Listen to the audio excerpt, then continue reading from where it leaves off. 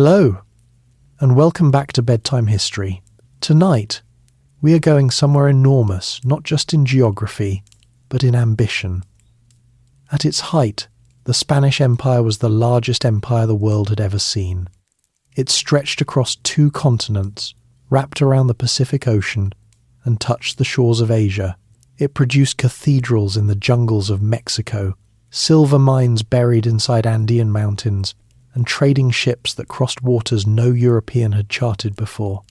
It is a story about gold, yes, but also about hunger, miscalculation, brilliance, and a particular kind of ruthlessness that tends to show up whenever one civilization crashes headlong into another. If this is your first time here, welcome. If you have been here before, I am glad you came back. If you enjoy what I do, take a moment to like the video and subscribe. It genuinely helps keep this going. And wherever you are watching from tonight, whether it is late in London, quiet in California, or past midnight somewhere in Southeast Asia, drop your location and local time in the comments below. It helps other sleepless people find their way here too.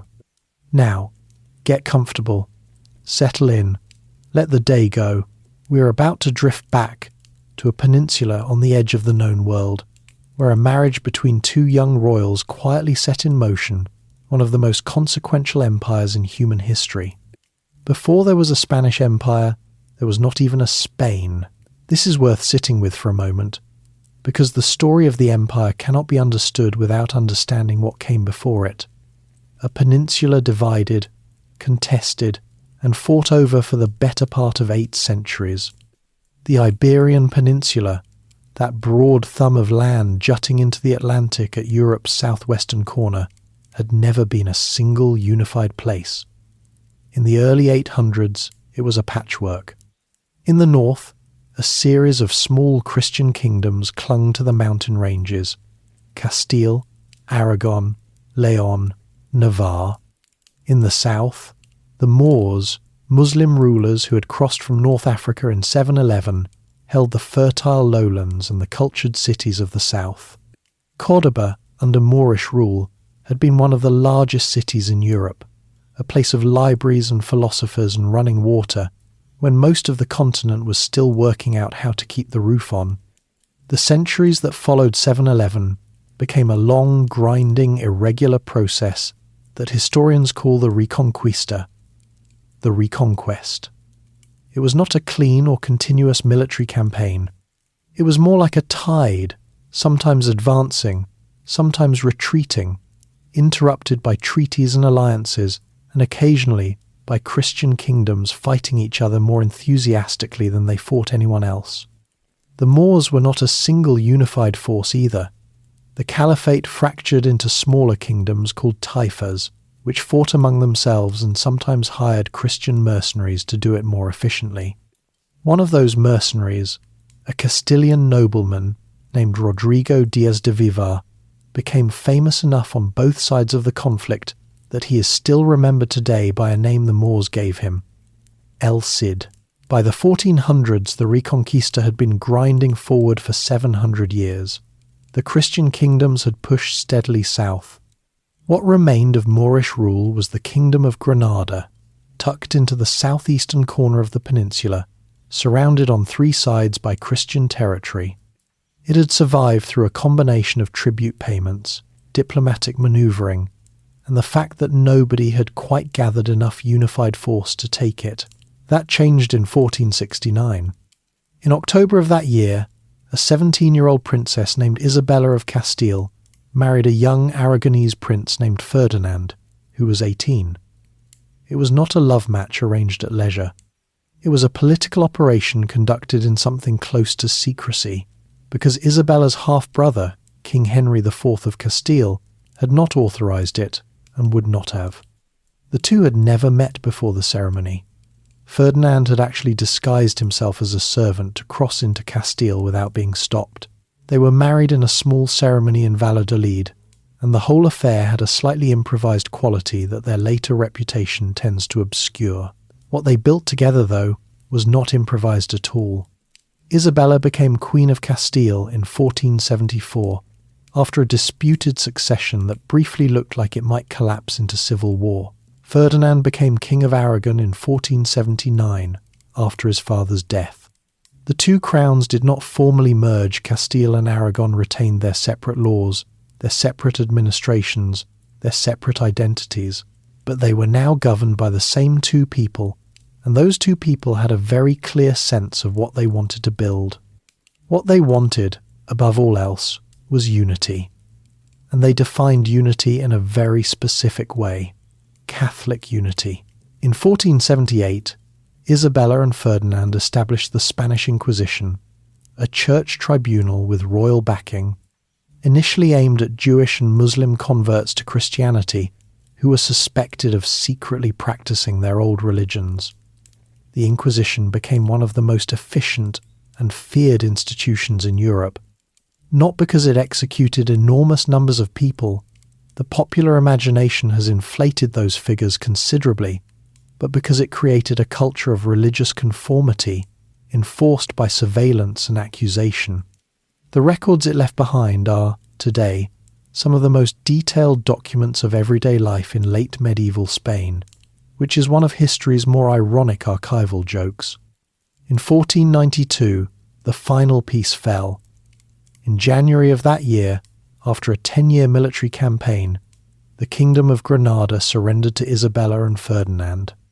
The last Moorish Sultan, Muhammad XII, known to the Spanish as Boabdil, handed over the keys to the Alhambra Palace and rode out of the city. The Reconquista was over. The peninsula was, for the first time in nearly 800 years, under a single Christian authority. Pope Alexander VI himself, notably, a Spaniard, gave Isabella and Ferdinand the title Los Reyes Católicos, the Catholic monarchs. It was a title they used with considerable satisfaction, but 1492 was not finished handing the Catholic monarchs its gifts. Just 3 months after Granada fell, in the same year that Spain was finally unified under Christian rule, Isabella signed an agreement with a Genoese navigator named Christopher Columbus to fund a westward voyage across the Atlantic Ocean. The two events are connected in ways that go deeper than the calendar. The energy and institutional machinery that had been built and refined over 8 centuries of reconquest, the military orders, the frontier culture, the expectation that territorial expansion was both a religious duty and a path to personal advancement, did not simply switch off now that the peninsula was won. It turned outward. The men who would cross the Atlantic in the decades that followed were products of this world. Many of them came from Extremadura, the dry western region of Castile that had produced soldiers and minor nobility for generations, men trained in a frontier culture where land was taken by force, where the church blessed the taking, and where the rewards went to those bold or brutal enough to seize them. They carried all of that across the ocean with them. The Iberian Peninsula had given Spain its shape. Politically unified but regionally fractious, militarily experienced, religiously driven, and hungry genuinely. Practically hungry for resources and status that the exhausted economy of a long-warring kingdom could not easily provide. By the end of 1492, the stage was set. The Catholic monarchs sat in their newly consolidated kingdom, the ink barely dry on their victory at Granada, and somewhere to the southwest, Columbus's small fleet of 3 ships was already moving across open water towards something no one on the European side had mapped. What happened next would take a century and a half to fully unfold, and would leave almost nothing in the Western Hemisphere unchanged. The Crown's gamble. Columbus had been turned down before. This is important to know, because the image that has come down through popular history, the visionary navigator, the flat earth skeptics, the triumphant queen tidies up a far messier and more interesting story.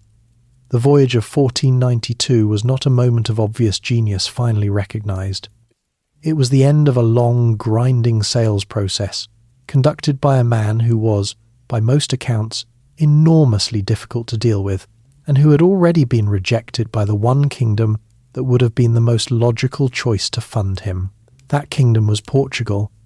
Portugal, in the 1480s, was the undisputed leader of European maritime exploration. Its navigators had been methodically working their way down the African coast for decades. Funded by the Portuguese crown and guided by the institutional knowledge built up at the School of Navigation associated with Prince Henry, known later as Henry the Navigator, who had died in 1460, but whose legacy continued to drive Portuguese ambition southward. By 1488, Bartolomeu Dias had rounded the southern tip of Africa. The Portuguese could see that a sea route to Asia, to the spice markets of India, and the silk ports of China was within reach by sailing east and south. Columbus came to the Portuguese court in the early 1480s with a different idea. He wanted to reach Asia by sailing west. His argument rested on a calculation of the Earth's circumference drawn from a combination of ancient geography, selective reading of Marco Polo's accounts of Asia, and a cartographer named Paolo dal Pozzo Toscanelli, who had written a letter suggesting the western route was feasible. The calculation Columbus used was wrong, significantly wrong.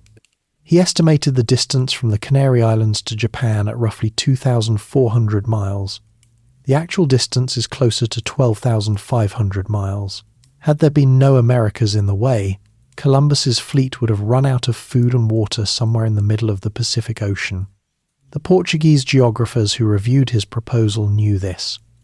They looked at his numbers, compared them to their own, and said no. The Earth, they correctly pointed out, was considerably larger than Columbus believed. The western route was not practical.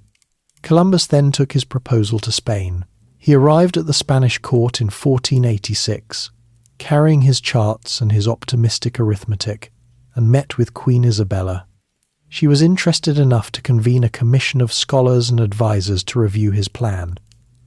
The commission took 4 years.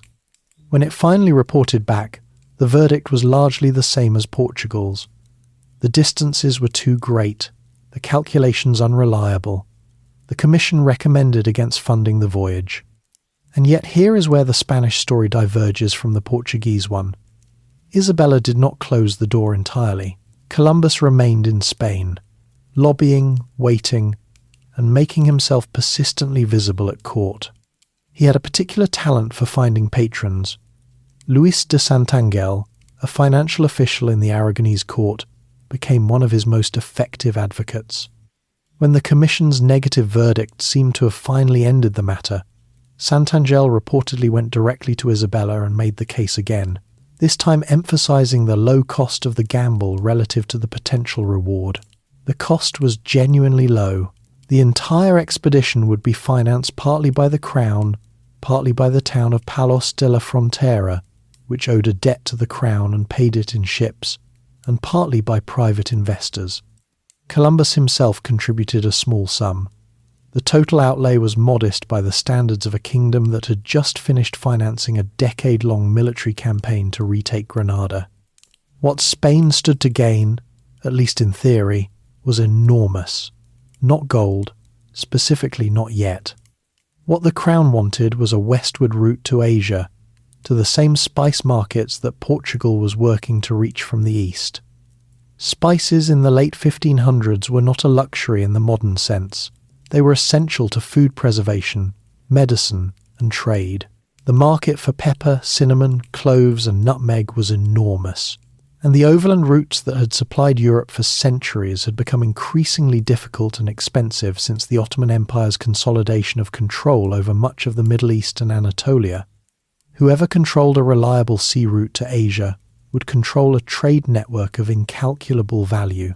In April of 1492, Isabella and Ferdinand signed the agreement known as the Capitulations of Santa Fe. The terms Columbus negotiated were extraordinary. The Crown, to its later regret, agreed to grant him the hereditary title of Admiral of the Ocean Sea, the position of Viceroy and Governor-General of any lands he discovered, and 10% of all revenues from those lands in perpetuity. It was the kind of contract a man extracts when he has been made to wait long enough to become stubborn about it. 3 ships were assembled at the port of Palos de la Frontera in the southwestern corner of Spain. The largest was the Santa Maria, a cargo vessel that Columbus used as his flagship. The other two, the Nina and the Pinta, were smaller and faster caravels, the kind of nimble, shallow draft vessels that Portuguese navigators had refined specifically for Atlantic sailing. The crews numbered somewhere around 90 men in total. They were not, as the romantic version sometimes suggests, desperate convicts or the dregs of Spanish society. Most of them were experienced sailors from the port towns of Andalusia, men who knew the Atlantic well enough that the idea of sailing further into it was not entirely terrifying, just reasonably so. On August the 3rd, 1492, the fleet left Palos and headed south toward the Canary Islands, where they stopped to resupply and make repairs before turning west into open ocean. What followed was 33 days of nothing but water. The crossing was not as dramatic as it is sometimes portrayed. The trade winds that blow steadily westward across the Atlantic at that latitude carried the ships at a reasonable pace. There were moments of anxiety among the crew. The magnetic compasses behaved strangely near the Sargasso Sea, and the extraordinary distances covered without sighting land. Unnerved sailors trained to navigate by coastline. Columbus kept 2 logs, one that showed the true distances covered and one that showed smaller figures, which he shared with the crew to keep morale intact. Whether this was strategy or early maritime management theory is difficult to say.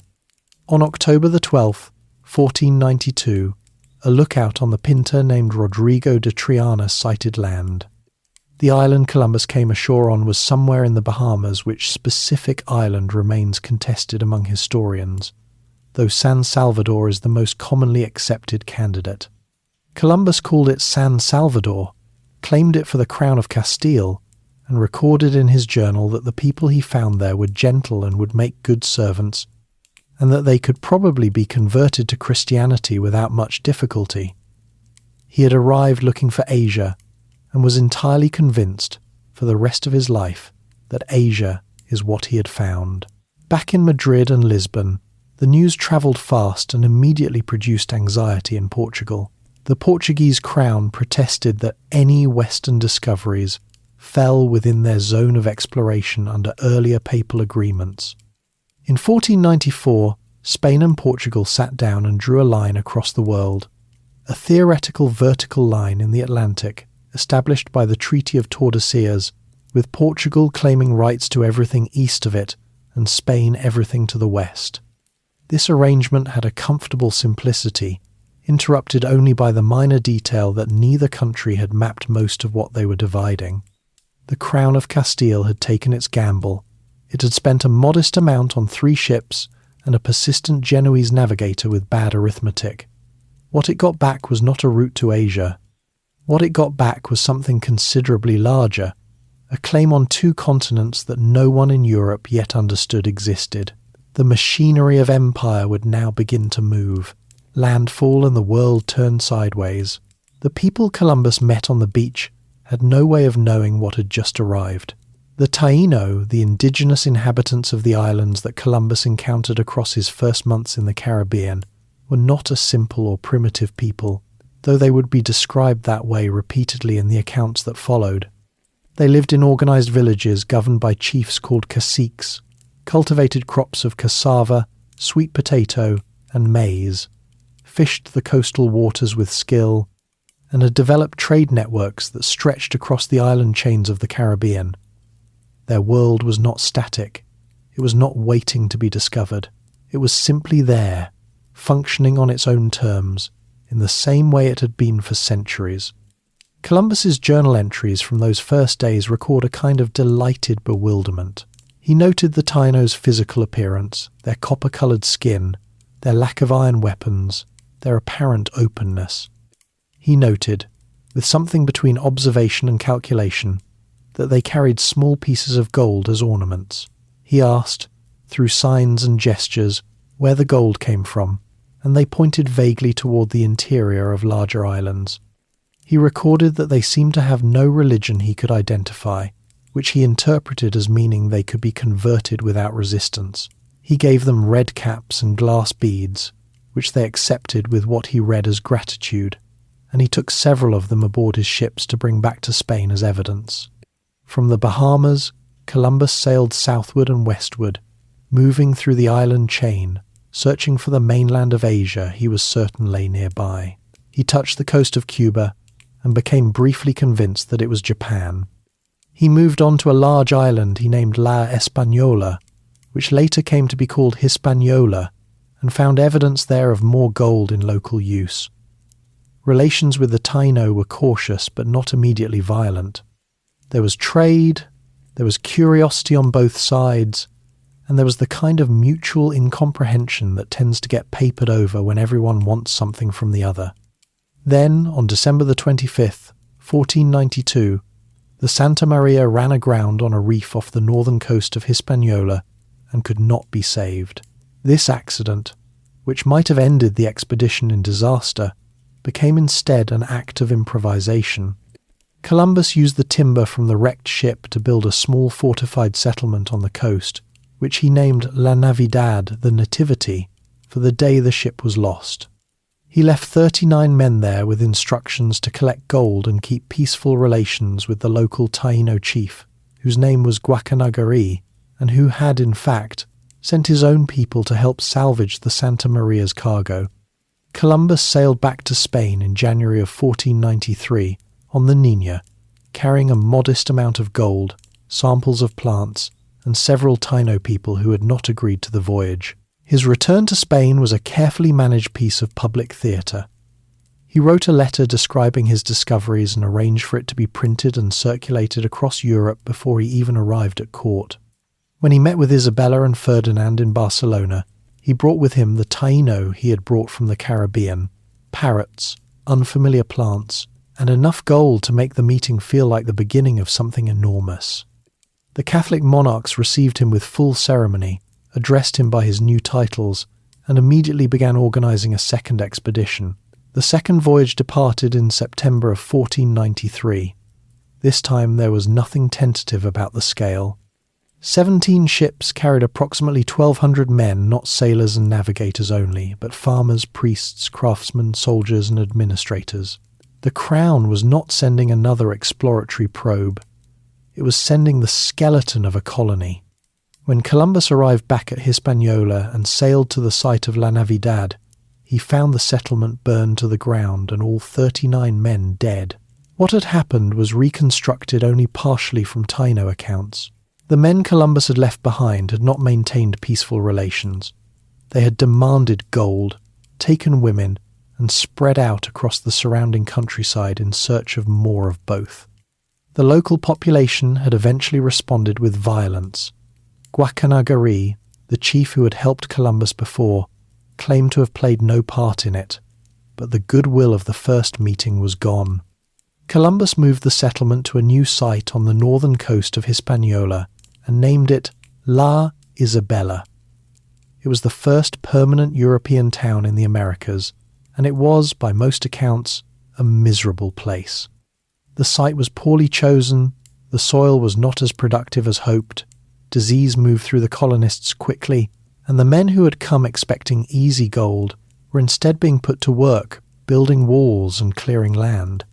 Columbus was an extraordinary navigator, but a poor colonial administrator, a fact that would become increasingly difficult to ignore over the following years. The search for gold intensified. Columbus imposed a tribute system on the Taino population of Hispaniola, requiring each adult to deliver a fixed quantity of gold to Spanish collectors every 3 months. Those who failed to deliver had their hands cut off. This was not an aberration. It was a policy, applied systematically, enforced by men who had crossed an ocean and were determined not to return empty-handed.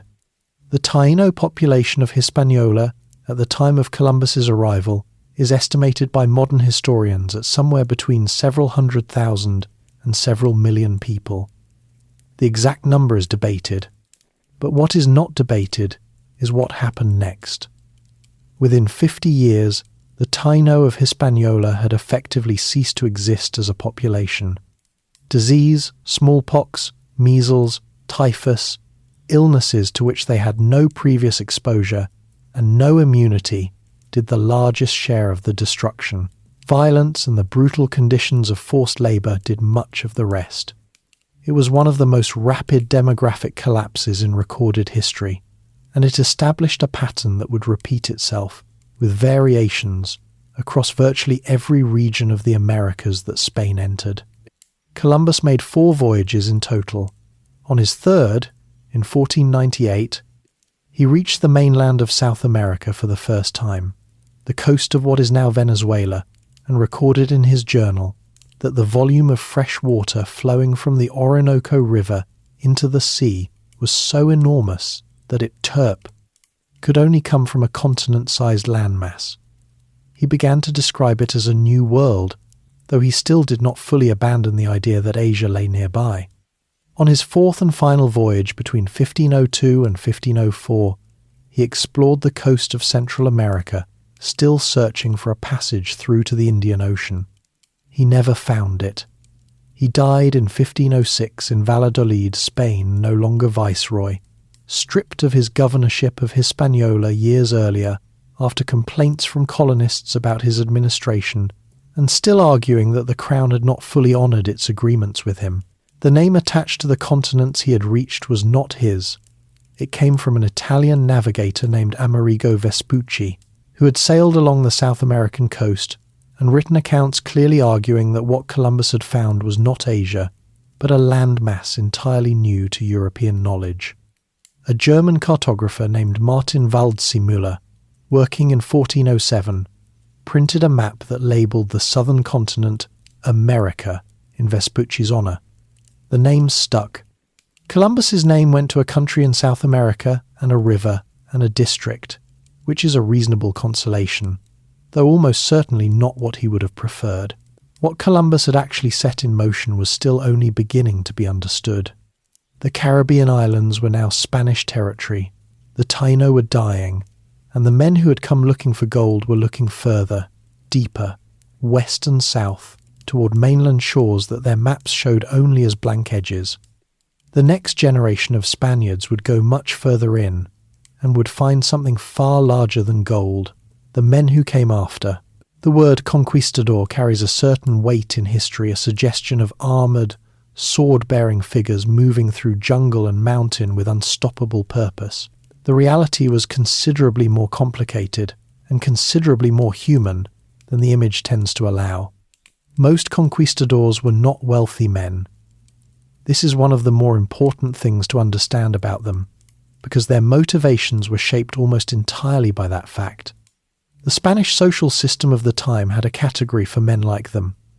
Hidalgo, a minor nobleman, someone whose family had a name but not necessarily land or income to go with it. The word itself is a compression of hijo de algo, son of something. It meant you had a claim to status, but not always the means to support it. In a country that had just finished 8 centuries of warfare and was now at peace, there were a great many men with military training, social ambition, and very limited prospects. The region of Extremadura, in western Castile, produced a disproportionate share of the men who would cross the Atlantic and carve out the Spanish Empire in the Americas. It was a dry, hard landscape good for raising tough people, less good for raising much else. Hernán Cortés was from Medellín, in Extremadura. Francisco Pizarro was from Trujillo. Hernando de Soto, Vasco Núñez de Balboa, Pedro de Valdivia, the list goes on. These men shared a frontier upbringing, a culture shaped by the Reconquista's assumptions about land, violence, and religious sanction, and a clear-eyed understanding that the Caribbean offered something Spain itself could not: the possibility of starting over at a higher level. The mechanisms of that ambition were not purely personal. There was a legal and institutional framework, loose and often ignored in practice, but formally in place, that governed how conquest was supposed to work. The Crown did not directly fund most expeditions. Instead, a would-be conquistador would enter into a contract called a capitulación with the Crown, outlining what he intended to do, what share of any wealth discovered would go to the royal treasury, always 20%, known as the royal fifth, or quinto real, and what titles and privileges he would receive in return. The conquistador then had to find his own money, his own men, and his own ships. If he succeeded, the crown benefited handsomely. If he failed, the loss was his. This arrangement produced a particular kind of man, someone willing to mortgage his future on a gamble, comfortable with violence and privation, and entirely focused on results, because the alternative was debt and failure, and the long embarrassment of returning to Spain with nothing. It also produced a culture of internal competition and betrayal that would plague Spanish colonial ventures for generations. Conquistadors turned on their rivals as readily as they turned on indigenous populations. Partnership agreements dissolved into murder when gold was actually found. The history of the conquest is as much a story of Spaniards killing each other as it is of Spaniards killing anyone else. The legal justification for conquest had its own particular logic. In 1513, Spanish jurists produced a document called the Requerimiento, the Requirement. It was a formal text that, under Spanish law, was required to be read aloud to indigenous populations before any military action could be taken against them. The document explained the history of Christianity, the authority of the Pope, and the Pope's donation of their lands to the Spanish crown, and then gave the listeners the option of peacefully accepting this arrangement. If they refused, or if they were confused, or could not hear, or did not speak Spanish, which was almost universally the case, the Spanish were legally authorized to make war on them and enslave them, and any resulting harm was, formally, their own fault. The document was sometimes read from ships offshore. It was sometimes read to empty jungle. It was occasionally read at night, to sleeping villages, before dawn attacks. Spanish priests and lawyers argued, sometimes with genuine feeling, about its ethical coherence. Bartolomé de las Casas, a priest who had himself participated in early Caribbean colonization before becoming its most vocal critic, described the Requerimiento as a piece of legal theatre that made a mockery of the principles it claimed to uphold. The conquistadors who were actually using it generally agreed, which was precisely why they liked it. It gave them a document. The role of the Catholic Church in the conquest was neither purely cynical nor purely idealistic. Priests travelled with virtually every expedition, often under genuine obligation to minister to indigenous converts. The Franciscan and Dominican orders in particular saw the Americas as an extraordinary missionary opportunity. Tens of millions of souls who had never heard the Christian gospel available for conversion on a scale that dwarfed anything possible in Europe. Some of these priests became fierce critics of colonial violence precisely because they took conversion seriously and understood that torture and enslavement were not effective methods of producing sincere religious belief. But the Church also provided the intellectual framework that made the whole enterprise feel legitimate. The papal bull Inter Caetera, issued by Pope Alexander VI in 1493, had granted Spain rights to the lands Columbus had found on the condition that the indigenous inhabitants be converted to Christianity. This made every expedition simultaneously a military campaign and a religious mission, a combination that gave even the most brutal operations a moral vocabulary they could use publicly. Vasco Núñez de Balboa demonstrated what this machinery could produce when it worked in its own terms. Balboa had arrived in Hispaniola in 1500 as a settler, accumulated debts, tried farming without success, and eventually stowed away on a supply ship to the Panama coast to escape his creditors, a detail that his later reputation has largely swallowed. He was resourceful enough to take effective leadership of a struggling settlement at Darien on the Isthmus of Panama, and shrewd enough to cultivate relations with local indigenous leaders who gave him information about what lay further south and west. In September of 1513, Balboa led a party of roughly 190 Spaniards and several hundred indigenous allies across the spine of the isthmus through dense jungle and over mountains. On September the 25th of that year, a local guide told him the ocean was visible from the peak ahead. Balboa went up alone, looked south, and became the first European to see the Pacific Ocean from the Americas. 4 days later, he waded into the water in full armour and formally claimed possession of the Pacific and all lands touching it for the Crown of Castile. It was an audacious gesture, given that he had no particular authority to do it, and that the Pacific is the largest ocean on Earth, but it was very much in keeping with the spirit of the age. What all of these men shared, Balboa, Cortes, Pizarro, the dozens of lesser figures who crossed the Atlantic in the 1500s, was a specific mental attitude toward the world they were entering. They were not explorers in the modern sense, motivated primarily by curiosity. They were operators, moving through unknown territory with a very clear sense of what they were looking for: gold, land, labour, and the social elevation that came from securing all three. Indigenous peoples were, in their framework, simultaneously an obstacle, a resource, and a potential labour force categories that could shift depending on the immediate circumstances. Disease travelled with them in a way they did not understand and could not control. Smallpox, measles, typhus, and influenza spread from Spanish contact points outward through indigenous trade networks, sometimes arriving in regions weeks or months before any Spaniard did, killing populations that the conquistadors would later describe as mysteriously sparse. The epidemics were not a deliberate weapon. The germ theory of disease was 300 years away, but their effect was as decisive as any military campaign. By 1519, 27 years after Columbus's first landing, the Caribbean islands were Spanish colonies. The Taino of Hispaniola were nearly gone, and the Spanish had established footholds along the coasts of Central and South America. Cuba had been settled. Puerto Rico and Jamaica were under Spanish control. The governor of Cuba, Diego Velázquez de Cuellar, was organizing expeditions toward the mainland coast of Mexico, where traders and shipwreck survivors had begun to bring back accounts of a large, organized civilization somewhere in the interior. He chose a man named Hernán Cortés to lead the next expedition. He would regret that decision almost immediately. Cortés and the fall of Tenochtitlan. Hernán Cortés was 33 years old when he sailed for Mexico, and he was already operating outside his legal authority before the ships left the harbour. Diego Velázquez, the governor of Cuba, had appointed Cortés to lead a new expedition to the Mexican coast, and then changed his mind. Velázquez had received reports that Cortés was too ambitious, too independent, too likely to pursue his own agenda at the expense of the governor's authority. He tried to revoke the commission.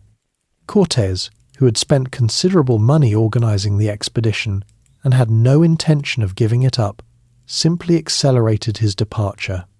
In February of 1519, he sailed before Velázquez could stop him, with 11 ships, roughly 550 men, 16 horses, and 14 cannons. This act of deliberate insubordination defined everything that followed. Cortés was not operating as a representative of the Cuban colonial government. He was operating as a man who had cut his own authority loose from its moorings and would have to justify himself directly to the crown, which meant he needed results dramatic enough to make the irregularity of his position irrelevant. From the moment he sailed out of Cuban waters without authorization, failure was not an option he could afford. He landed on the Mexican coast in April of 1519 and immediately made a decision that was either strategically brilliant or simply useful. He founded a town. He called it Villa Rica de la Vera Cruz, the rich town of the True Cross, and appointed his own men as its governing council. That council then formally appointed Cortés as their captain general, answering directly to the crown. It was a legal maneuver of impressive circularity, essentially creating an authority structure from scratch so that Cortés could be appointed by it. He then sent a ship directly to King Charles I of Spain, who was also Holy Roman Emperor Charles V, carrying detailed reports, gifts from the coast, and a carefully written explanation of everything he had done and why it was entirely within the law.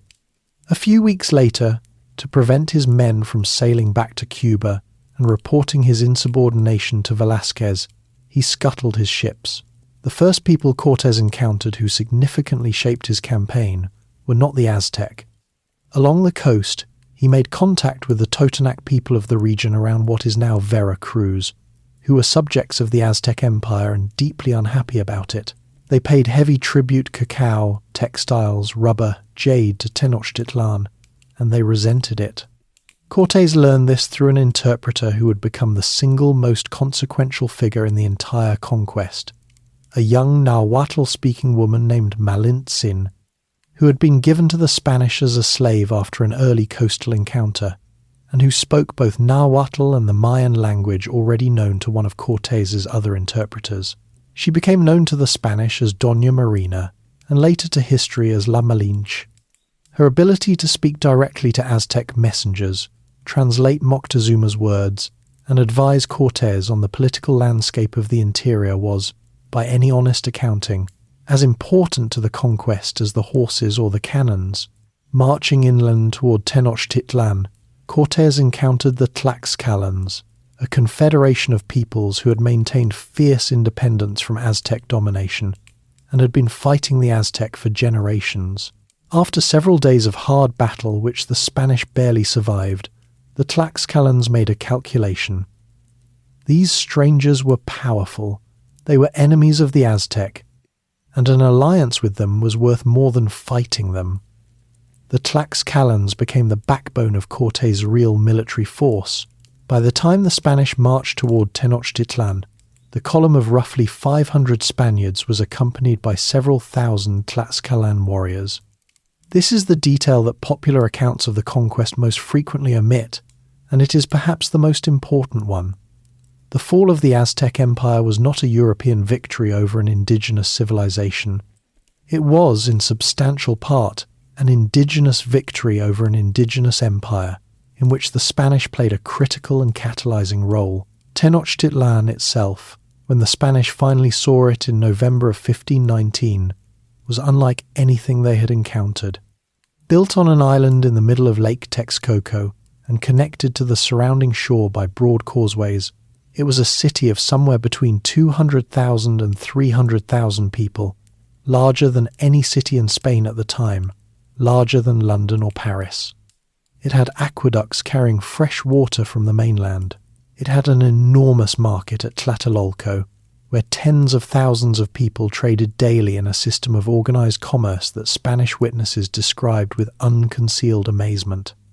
It had a ceremonial center dominated by the Templo Mayor, a great twin pyramidal structure where the Aztec conducted the religious rituals that sustained their understanding of the cosmos.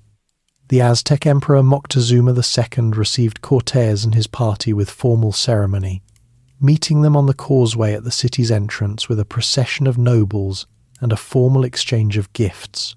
Why Moctezuma received the Spanish rather than stopping them has been debated for centuries.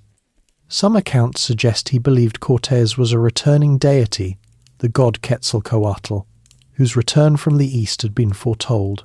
Modern historians are largely skeptical of this explanation, which comes primarily from post-conquest sources shaped by Spanish interests. More likely, Moctezuma was making a political calculation. He brought the Spanish inside the city where he could observe and control them, while he gathered more information and assessed their military capabilities. Cortés, drawing on tactics used with some success along the coast, moved quickly. Within weeks of arriving in Tenochtitlan, he had taken Moctezuma hostage, a move breathtaking in its audacity, conducted in the very heart of a city of hundreds of thousands of people who were not, at that moment, Spanish allies. The arrangement held uneasily for several months. Then Cortés was forced to leave Tenochtitlan to deal with a new problem. Velázquez had sent a force of 900 men under a commander named Panfilo de Narváez to arrest him. Cortés marched to the coast, defeated Narváez with characteristic aggressiveness, and persuaded most of Narváez's men to join him instead. He was away from Tenochtitlan for several weeks. While he was gone, his lieutenant Pedro de Alvarado made a catastrophic decision. During a major Aztec religious festival, the festival of Toxcatl, Alvarado ordered an attack on the assembled Aztec nobility and priests, killing somewhere between several hundred and a few thousand people. The reasons he gave later were confused. He may have believed a conspiracy was forming, Or he may have simply panicked. Whatever the cause, the effect was immediate and severe. The population of Tenochtitlan rose against the Spanish garrison. Moctezuma, brought out to address his people and urge calm, was pelted with stones, whether by his own people in fury at his collaboration, or by the Spanish, or both, is one of the unresolved questions of the conquest, and died shortly afterward. Cortés returned to find the city in open revolt.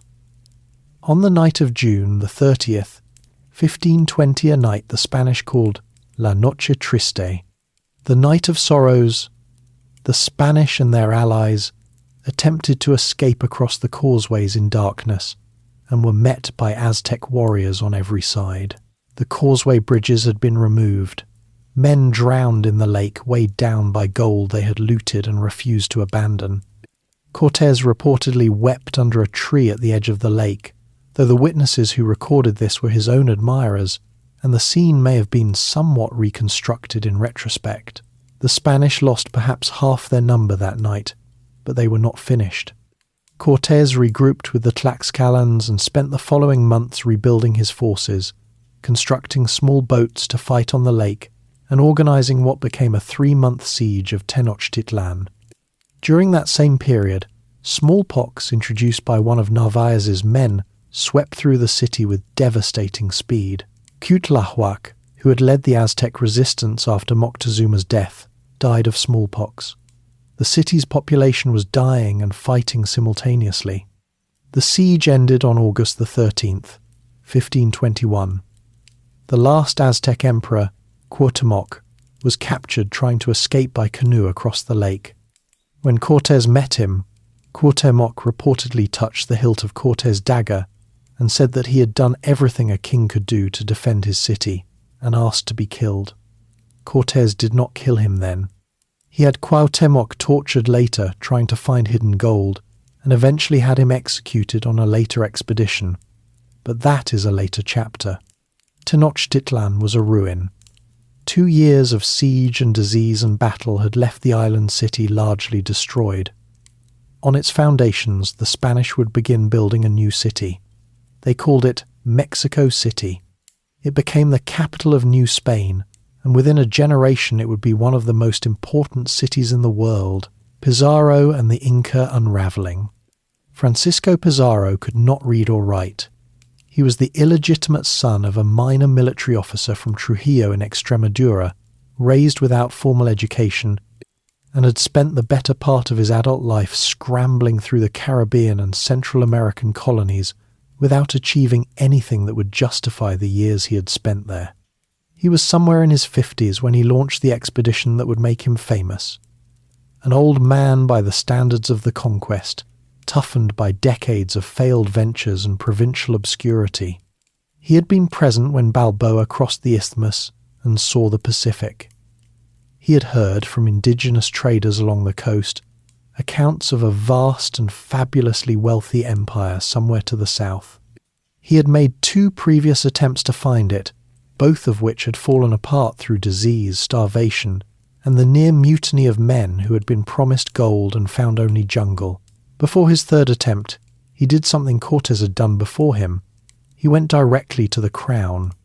In 1529, Pizarro travelled to Spain and met with Queen Isabella's daughter, now known as Queen Juana, and with the Emperor Charles V's court at Toledo.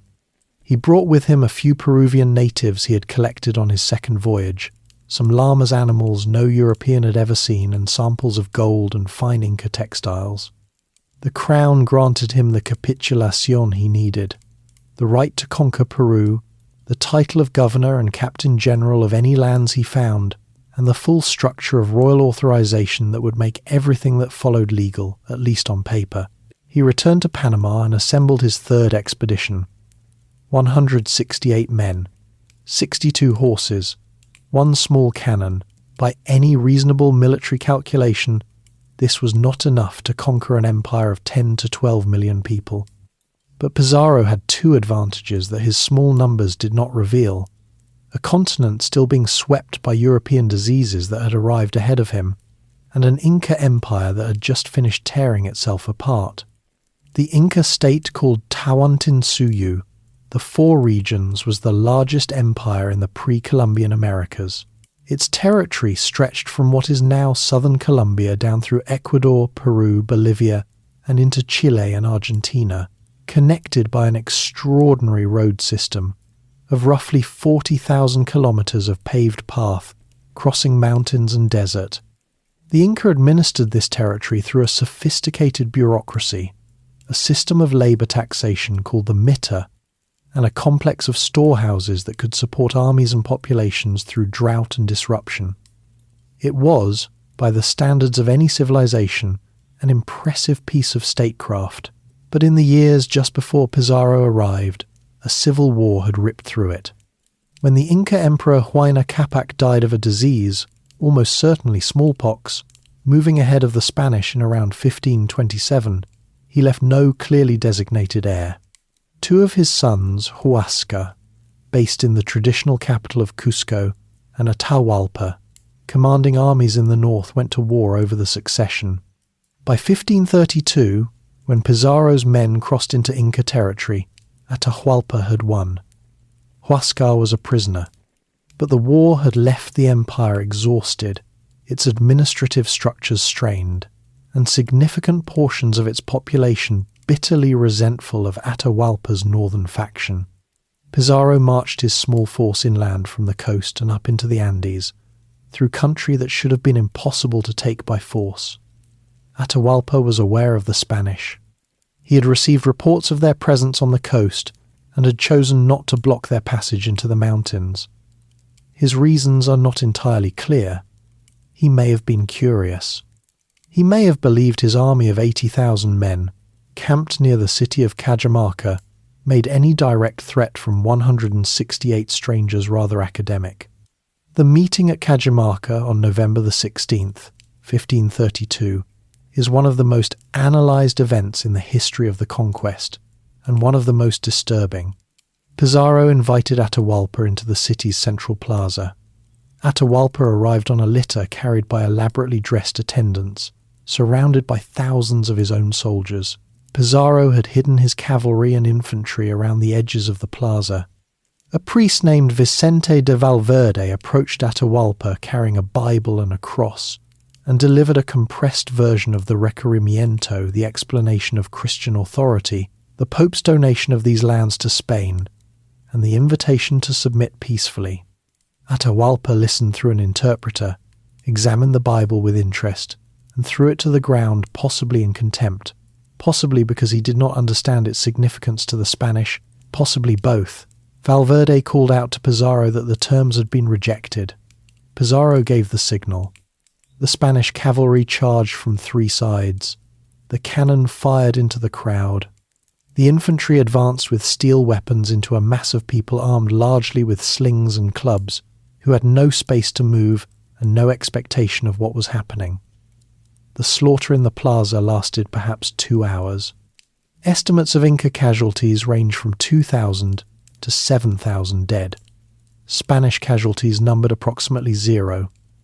Atahualpa, pulled from his litter as it was cut down, was taken alive. What followed was a negotiation of almost surreal character.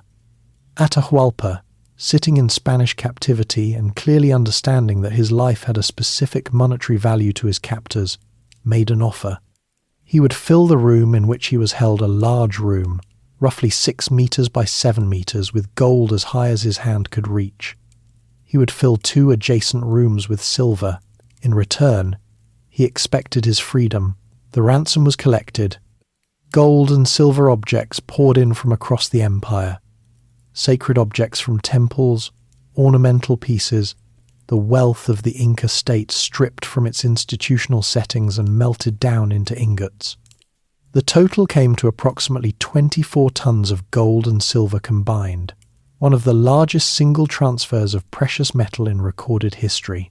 It was divided among Pizarro's men according to rank, with the royal fifth removed for the crown, and it made everyone present wealthy enough to retire comfortably. Pizarro did not release Atahualpa. He had him tried on charges of plotting rebellion, worshipping idols, and polygamy charges, assembled with the specific purpose of providing legal cover for what had already been decided. On July the 26th, 1533, Atahualpa was brought out to be executed. He had been sentenced to be burned alive, which in Inca belief would prevent the proper treatment of his body in the afterlife and cause him significant spiritual harm. A priest offered him an alternative. If he accepted Christian baptism, he would be strangled instead of burned, which was considered a more merciful death. Atahualpa accepted baptism, was given the Christian name Juan de Guayalcur, and was garroted. Pizarro then marched south to Cusco, the Inca capital, which he entered in November of 1533. The city was magnificent. Enormous stone temples, palaces, storehouses filled with goods representing the labour of millions. The Temple of the Sun, Coricancha, had its walls lined with sheets of gold. All of it was stripped. Pizarro installed a young Inca prince named Manco as a puppet emperor, intending to use him to administer the population while the Spanish extracted its wealth. Manco would eventually lead one of the most significant indigenous uprisings of the entire colonial period in 1536, surrounding Cusco with an army estimated in the hundreds of thousands. The siege lasted months. The Spanish held barely, and the revolt was eventually broken. Manco retreated into the jungle mountains and established an independent Inca state at Vilcabamba that survived for another 36 years. The partnership between Pizarro and his longtime associate Diego de Almagro, meanwhile, deteriorated into the kind of lethal competition that characterized so many conquistador ventures. Almagro led a brutal and ultimately fruitless expedition into Chile, returned with nothing, and blamed Pizarro for his failures. In 1538, Pizarro had Almagro captured, tried, and strangled, the same method used on Atahualpa. In 1541, a group of Almagro's followers broke into Pizarro's palace in Lima and stabbed him to death at his dining table. He was somewhere in his 60s. By the time Pizarro died, the Inca Empire had been effectively dismantled. Its road system, its administrative storehouses, its religious institutions, all absorbed, repurposed, or destroyed. What Spain had found in Peru was something beyond even the extravagant promises of conquest. A mountain of silver that would reshape the entire global economy. That mountain still lay ahead, building the machine. Conquest is a violent and chaotic event. Empire is something else entirely. It is the attempt to make that violence permanent, organized, and profitable on a sustained basis. Spain, to its considerable credit as an administrative power, understood the difference and spent much of the 16th century trying to build the institutions that would transform a series of military victories into a functioning colonial system. That it succeeded, imperfectly and brutally, is remarkable. That the system it built caused enormous suffering is also true. Both things require attention. The central problem facing the Spanish crown from the earliest days of Caribbean colonization was one of control. Not control over indigenous peoples, but control over its own settlers. The men who crossed the Atlantic were not employees of the crown. They were independent operators who had taken enormous personal risks and expected enormous personal rewards. Left to themselves, they tended to treat the indigenous population as a personal resource to be used until exhausted, with no particular regard for what the crown needed from a functioning colonial economy over the long term. The encomienda system was the crown's first major attempt to impose a structure on this situation. An encomienda was a grant made by royal authority, entrusting a certain number of indigenous people to a Spanish settler, the encomendero, who was required to protect them and ensure their instruction in Christianity in exchange for their labour and tribute. In theory, it was a form of mutual obligation. In practice, it was forced labour dressed in legal language, and the conditions under which encomenderos extracted that labour varied from the merely exploitative to the genuinely murderous. The Crown knew this. Almost from the beginning, there was a stream of reports from priests and officials describing the conditions in the colonies in terms that made uncomfortable reading in Madrid and Seville. The first formal legal attempt to address it came with the Laws of Burgos in 1512, a set of regulations governing the treatment of indigenous workers that included provisions about housing, food, rest days, and the prohibition of certain specific abuses. The laws of Burgos were largely ignored in practice, partly because enforcement mechanisms in colonies thousands of miles from Spain were minimal, and partly because the encomenderos who were supposed to be regulated were also the people most likely to be serving as local officials.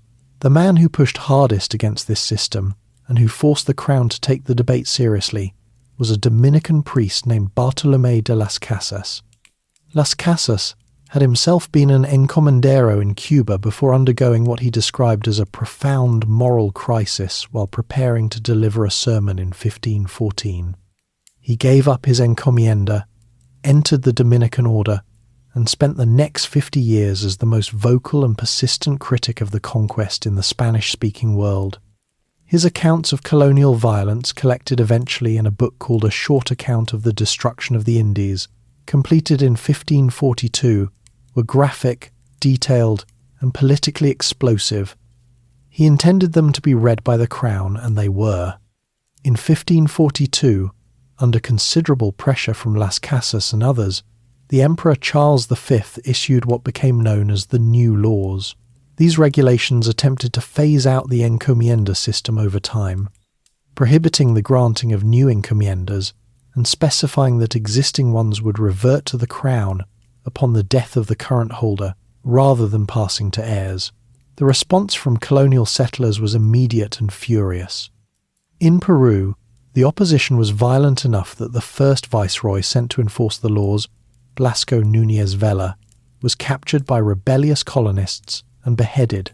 The new laws were partially rolled back within a few years, though the principle that the crown held ultimate authority over colonial labour arrangements and that indigenous people were legally free subjects of the crown rather than slaves remained formally in place, however inconsistently enforced. What the crown built alongside these legal debates was a substantial bureaucratic architecture. The Council of the Indies, established in 1524 in Madrid, functioned as the supreme governing body for all Spanish overseas territories, reviewing legislation, appointing officials, hearing appeals, and issuing instructions to colonial governments across the Atlantic. It was an impressive institution and remarkably productive. It generated an extraordinary volume of legislation and correspondence, most of which is still preserved in the archive of the Indies in Seville. Below the council sat the Casa de Contratación, the House of Trade, established in Seville in 1503. All legal commerce between Spain and its American colonies was required to pass through Seville and be registered with the Casa, which controlled licenses, collected taxes, trained pilots, maintained charts, and monitored the movement of silver. It made Seville the commercial nerve centre of the empire for well over a century, and it made the city fabulously wealthy and, eventually, hopelessly congested. The colonies themselves were divided into two main administrative units: the Viceroyalty of New Spain, established in 1535 with its capital in Mexico City, and the Viceroyalty of Peru, established in 1542, with its capital in Lima. Each was governed by a viceroy appointed by the crown, a senior nobleman who served as the king's representative, with wide authority over civil and military affairs but subject to review and recall by Madrid. Below the viceroys sat a network of audiencias high courts that also functioned as administrative bodies, and below those, local officials called corregidors who governed specific towns and districts, collecting tribute and overseeing the indigenous population. The Catholic Church operated simultaneously as a parallel institution within this structure. The Spanish crown held, through a papal grant called the Patronato Real, the right to appoint bishops and control the Church's institutional operations in the Americas. This made the Church an arm of colonial government, while also giving it the autonomy to be its most persistent internal critic. The various religious orders, Franciscans, Dominicans, Augustinians, and later the Jesuits divided the Americas among themselves as missionary territories, and set about the work of conversion with genuine energy and, in many cases, genuine learning. Franciscan missionaries in New Spain developed grammars and dictionaries of Nahuatl and other indigenous languages, understanding that conversion required communication. A Franciscan friar named Bernardino de Sahagún spent decades collecting Aztec history, religion, and cultural practice from indigenous informants, producing a 12-volume work called the Florentine Codex that remains one of the most important sources for pre-conquest Mesoamerican civilization. The irony that the Spanish conquest simultaneously destroyed indigenous civilization and produced the most detailed documentation of it was not lost on everyone involved. The great debate between Las Casas and the scholar Juan Ginés de Sepúlveda, conducted at Valladolid in 1550 and 1551, before a panel of theologians and officials, crystallized the central moral question of the entire enterprise. Sepúlveda argued that indigenous peoples were natural inferiors, drawing on Aristotle's concept of natural slavery, and that conquest was therefore morally justified. Las Casas argued with equal force that indigenous peoples were fully rational human beings, that the conquest was unjust, and that Spain had no legitimate right to their territory or labour. The panel never issued a formal verdict. The debate was, in a sense, unresolvable within the framework in which it was conducted, because the answer that Las Casas's argument actually implied that Spain should leave the Americas was one that no one with actual power was prepared to accept. The colonies were generating too much, and the machinery was already too deeply embedded to be reversed. What the machine produced, over generations, was a layered colonial society built on indigenous labour, organised by Spanish law, administered by officials appointed in Madrid, and blessed by a church that prayed for the souls of the people whose lives the system was consuming. It was, by any honest measure, a system of exploitation. It was also, by the standards of 16th century statecraft, one of the most extensively regulated and legally contested systems of colonial rule that any European power had yet attempted. That distinction offered limited comfort to the people at the bottom of it, the mountain that ate men. In April of 1545, a Quechua herder named Diego Hualpa was caught overnight on the slopes of a great reddish mountain in the Bolivian highlands and lit a fire to keep warm. According to the account that was told afterward and retold often enough that its exact truth is difficult to verify, the fire melted something in the rock beneath it, and a thin rivulet of silver ran out across the ground. The mountain was called Sumac Urca in Quechua.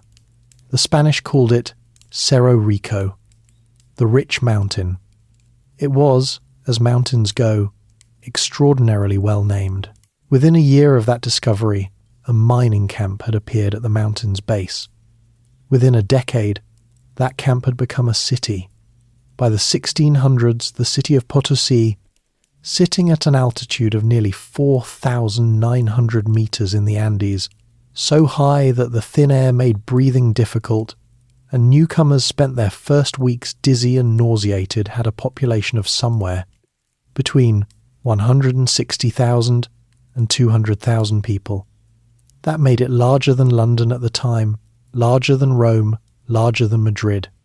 It was one of the largest cities on earth, built around a hole in a mountain in one of the most inhospitable environments on the continent. Potosi was not the only source of American silver. The mines at Zacatecas in Mexico, discovered in 1546, were enormous producers, but Potosi was in a category of its own. The mountain was not merely silver-rich. It was, by geological accident, one of the most concentrated deposits of silver ore ever found.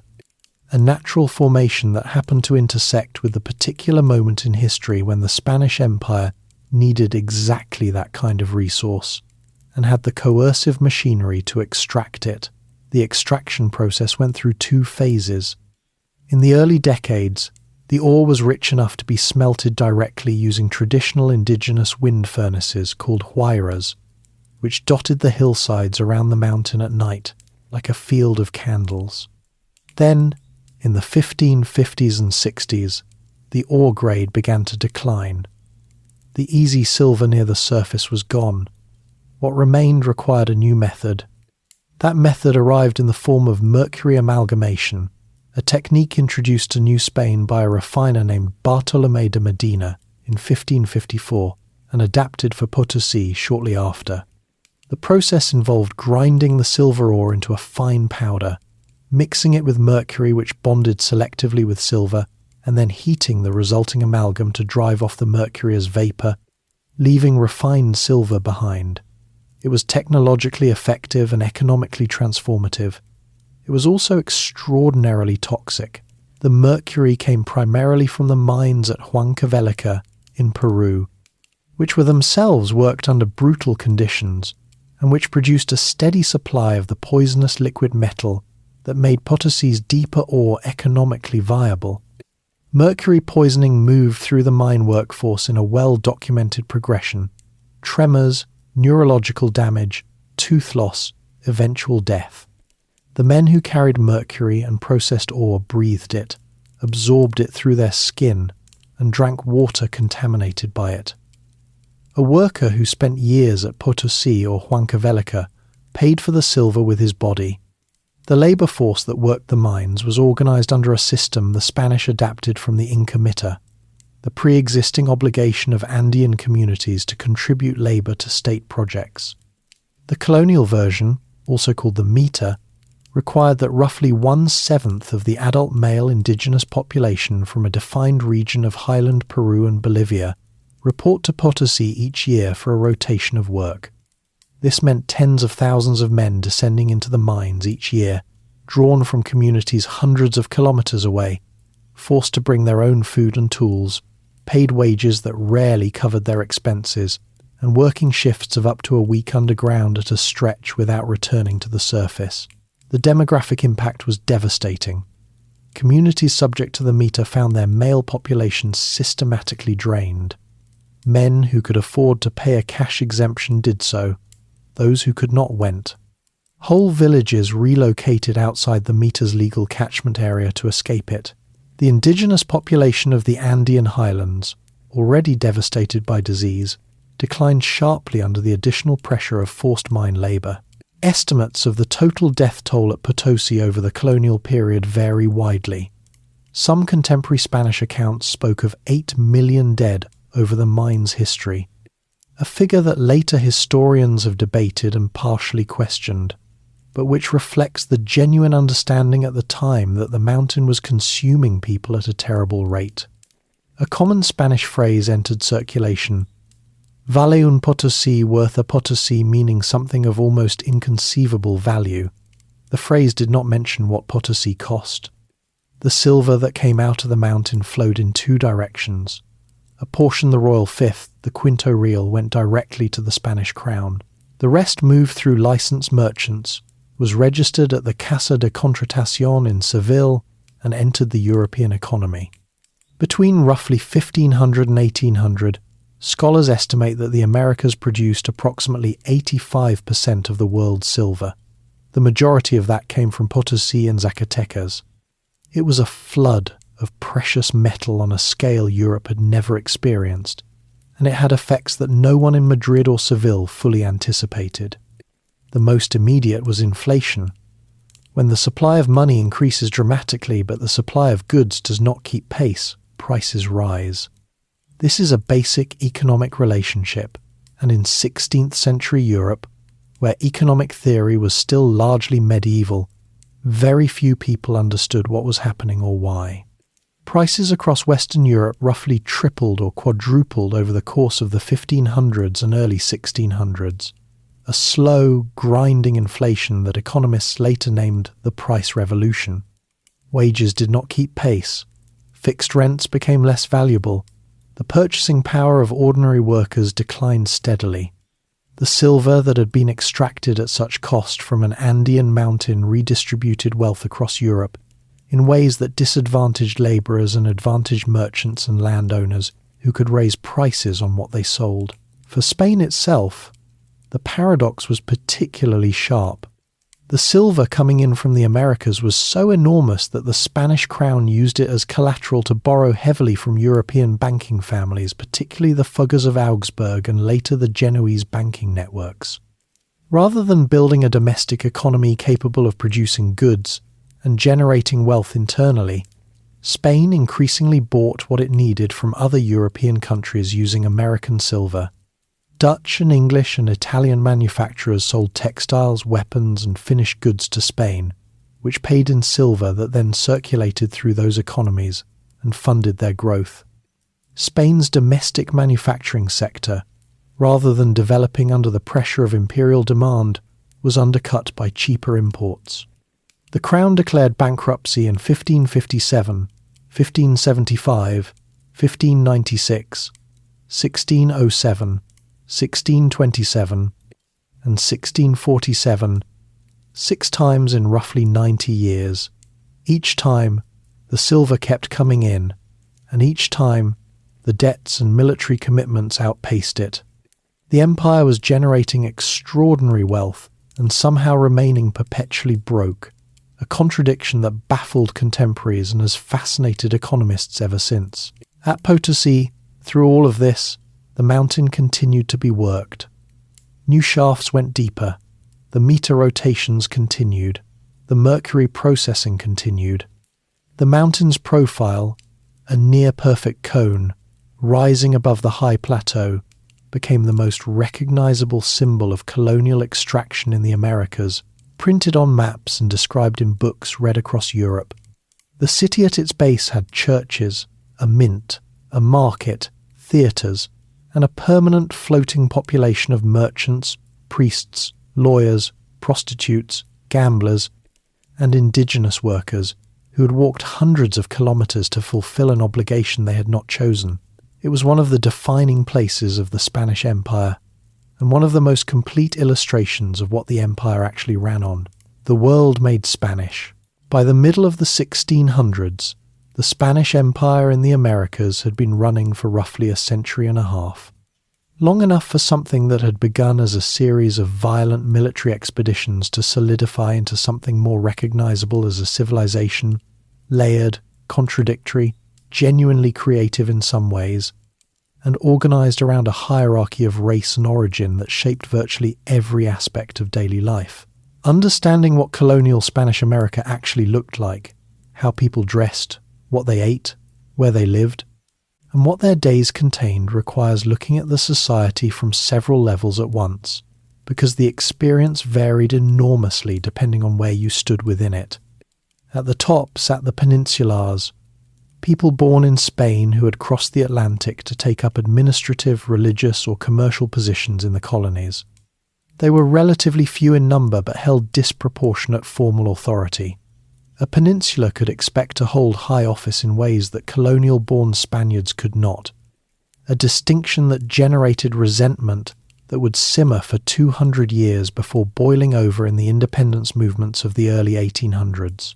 Peninsulares dressed according to current Spanish fashion doublets, ruffs, cloaks and stockings for men of standing, elaborate gowns with high collars and fitted bodices for women, and maintained their Iberian identity with a deliberateness that was partly cultural pride and partly political positioning. Directly below them in social standing, and enormously more numerous, were the Criollos people of full or near-full Spanish descent, born in the Americas.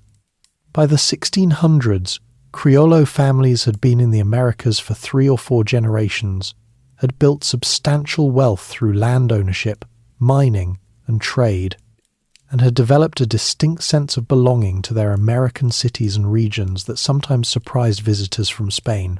Criollo men wore European fashions adapted for local climates, lighter fabrics in the tropical lowlands, heavier wool in the Andean highlands.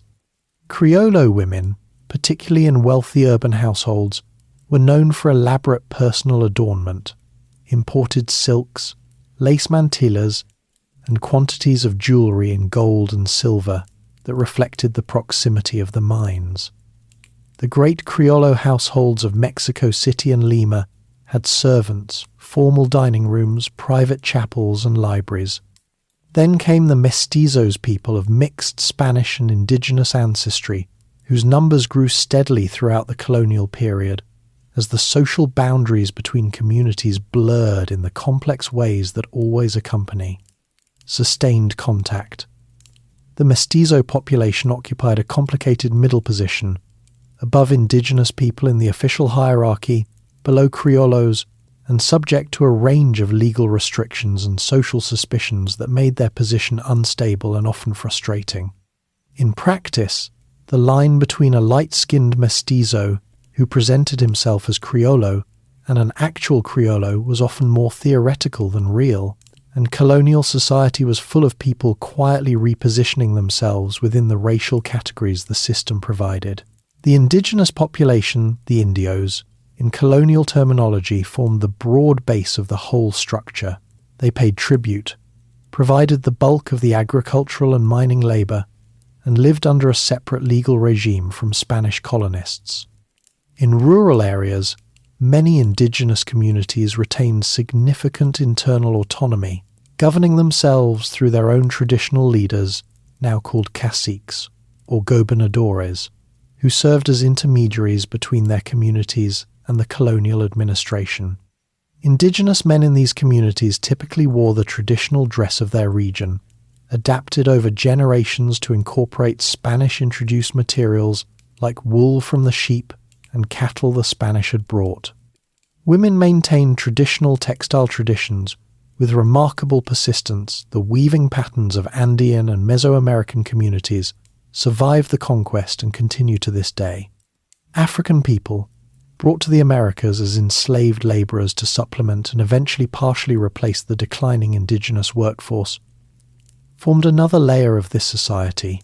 By around 1600, there were approximately 75,000 enslaved Africans in Spanish America, concentrated particularly in the Caribbean islands, coastal lowlands of Mexico and Peru, and the port cities. Enslaved people in urban settings sometimes had more mobility than those on agricultural estates working as skilled artisans, domestic servants, and vendors, but remained property under the law, with their lives entirely subject to their owners' decisions. Free black and mixed African-Spanish communities, known as mulattos and pardos, occupied positions of social ambiguity, similar in some ways to that of mestizos, defined as much by what they were not allowed to do as by what they were. The colonial authorities attempted to codify all of this into a formal system of racial classification called the Sistema de Castas, the caste system. A Spaniard and an indigenous woman produced a mestizo. A Spaniard and a mestizo produced a castizo. A mestizo and an indigenous person produced a coyote. The categories proliferated into dozens of increasingly elaborate designations, illustrated in a genre of painting pinturas de castas that depicted these combinations as nearly scientific taxonomy. Wealthy colonial families sometimes commissioned these paintings as demonstrations of their own racial genealogy and social position. They are now among the most visually striking documents of colonial social anxiety ever produced. The cities themselves were designed to make this hierarchy visible. Spanish colonial cities were typically built on a grid plan, centered on a plaza mayor, a main square surrounded by the cathedral, the government palace, and the most important commercial buildings. The cathedral occupied the largest and most prominent position, almost always built on or near the site of a pre-existing indigenous ceremonial center, a spatial statement about which religion had replaced which. Mexico City's great cathedral was built on the ruins of the Aztec Templo Mayor, using stones from the demolished temple as building material. The Plaza Mayor was where colonial life converged daily. Markets, public executions, religious processions, festivals, and political announcements all took place there. The social order was performed in these spaces: who wore what, who walked where, who bowed to whom, in a continuous daily theatre of hierarchy. Food in colonial Spanish America was a genuine synthesis, though one that arrived through unequal contact. Indigenous foods, maize tortillas, beans, chili peppers, tomatoes, cacao, potatoes, squash remained the daily staples of the indigenous and mestizo populations. The Spanish introduced wheat, which they preferred for bread and which carried enormous cultural weight as the grain of the Eucharist, along with cattle, pigs, chickens, sheep, olive oil, wine, and sugar. In wealthy Criollo and Peninsular households, meals were elaborate affairs modelled on Iberian tradition: roasted meats, wheat bread, wine from Chilean or Peruvian vineyards, and sweets made with sugar from Caribbean plantations. Street food in colonial cities, sold by indigenous and mestizo vendors, blended these traditions in ways that were entirely practical and entirely new tamales stuffed with pork, sauces combining Old World spices with New World chili peppers, chocolate mixed with cinnamon and sugar into the drink that Spanish missionaries first encountered in Aztec courts and then carried back to Europe, where it became a fashionable luxury. The rhythm of daily life was organised almost entirely around the Catholic Church calendar. Feast days, saints' days, Lent, Easter, Corpus Christi the year, was punctuated by religious observances that were also social events, breaking the monotony of agricultural or mining labour with processions, markets, music and food. The Church built not only cathedrals but universities. The University of Mexico and the University of Lima were both established in 1551, making them among the oldest universities in the Western Hemisphere. They trained priests, lawyers, and physicians, and produced a genuine colonial intellectual culture. That culture had its complications. Colonial intellectuals worked within a framework of censorship and inquisitorial oversight that limited what could be published or debated, but it also produced genuine brilliance. A Criollo woman named Juana Inés de la Cruz, born in 1548 near Mexico City, entered a convent to pursue the intellectual life unavailable to women in secular society, and became one of the finest poets and philosophical writers of the entire Spanish-speaking world. That she had to become a nun to access a library says something important about the world she lived in. The empire Spain built in the Americas was not simply an extraction operation, though extraction was central to it. It was also a civilization architecturally ambitious, intellectually active in selective ways, culturally hybrid in ways its organizers had not planned for and could not fully control. It was built on violence and maintained by coercion, and it produced cathedrals and universities and poetry. All of those things are true simultaneously, and none of them cancels the others out. Galleons on every ocean. The Spanish Empire was, for a brief and extraordinary period in the late 16th and early 17th centuries, the closest thing the world had yet produced to a genuinely global commercial network. Its silver moved from Andean mountains to Chinese markets. Its ships crossed both the Atlantic and the Pacific. Its ports connected 3 continents in a web of trade that, however violent and exploitative at its origins, created economic linkages that reshaped how goods and money moved across the entire planet. Understanding how that happened requires going back to a voyage that began in 1519, the same year. Cortés landed in Mexico and ended 3 years later with a single damaged ship limping into a Spanish harbour. Ferdinand Magellan was Portuguese, sailing under a Spanish commission when he led a fleet of 5 ships westward from Spain in September of 1519, with the goal of reaching Asia by continuing west, the route Columbus had theorized but never found.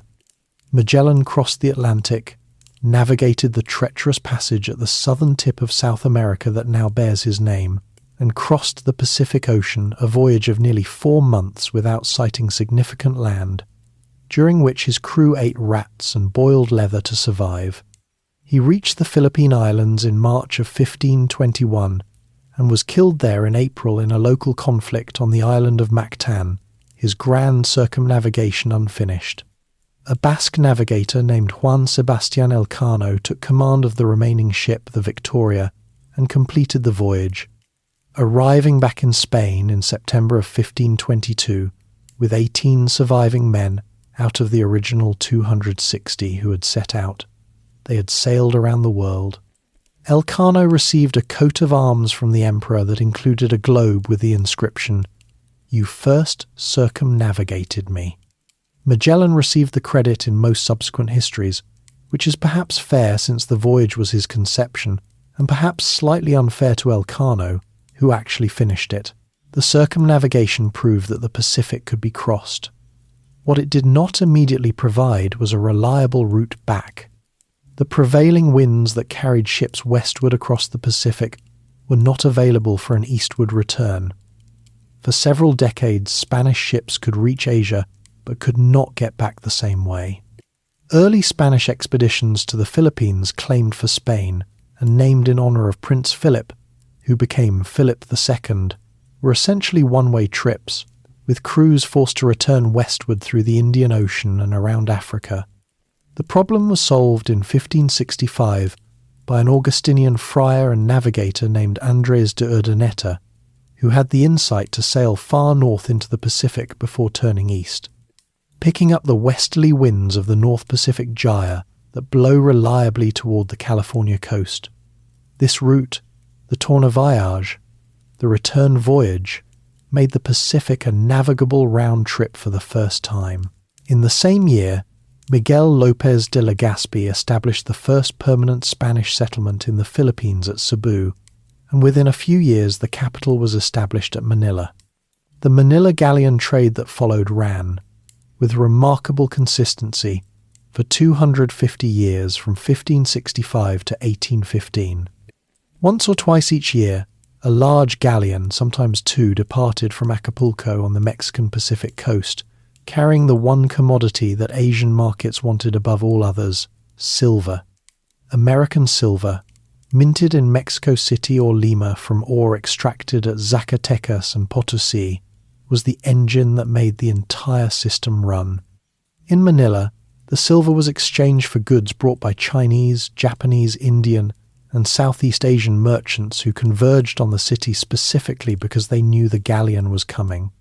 The Chinese silk trade was the most important single-component bolts of silk that sold for a fraction of their European price in Manila, could be sold at enormous profit in Mexico City or shipped on to Spain. Chinese porcelain, lacquerware, ivory carvings, spices from the Moluccas, pepper from Java, cinnamon from Ceylon. The holds of returning galleons were packed with the luxury goods of Asia. The Chinese connection was particularly deep. China under the Ming dynasty had made silver the foundation of its monetary system and tax collection, but China produced relatively little silver domestically. American silver, flowing through Manila, became essential to the functioning of the Chinese imperial economy. Scholars estimate that somewhere between a third and half of all the silver produced in Spanish America between the 1500s and the 1800s eventually ended up in China. The global economy was, in a very real sense, running on Potosí's output. The Andean mountain was not merely enriching Spain but monetizing Asia. The Manila galleons themselves were extraordinary vessels among the largest wooden ships built anywhere in the world during their era. The great galleons of the late 16th and 17th centuries were constructed in the Philippines using tropical hardwoods far superior in durability to anything available in Europe or the Americas, and could carry several hundred tons of cargo. They were also floating fortresses because the Pacific route attracted exactly the kind of attention that enormous concentrations of valuable cargo tend to attract. English privateers, men like Francis Drake, who sailed into the Pacific in 1578 and raided Spanish shipping along the South American coast, were a persistent threat. Drake captured a treasure ship called the Nuestra Señora de la Concepción, known to the Spanish as the Cacafuego, and returned to England with cargo so valuable that Queen Elizabeth I came personally to his ship to knight him.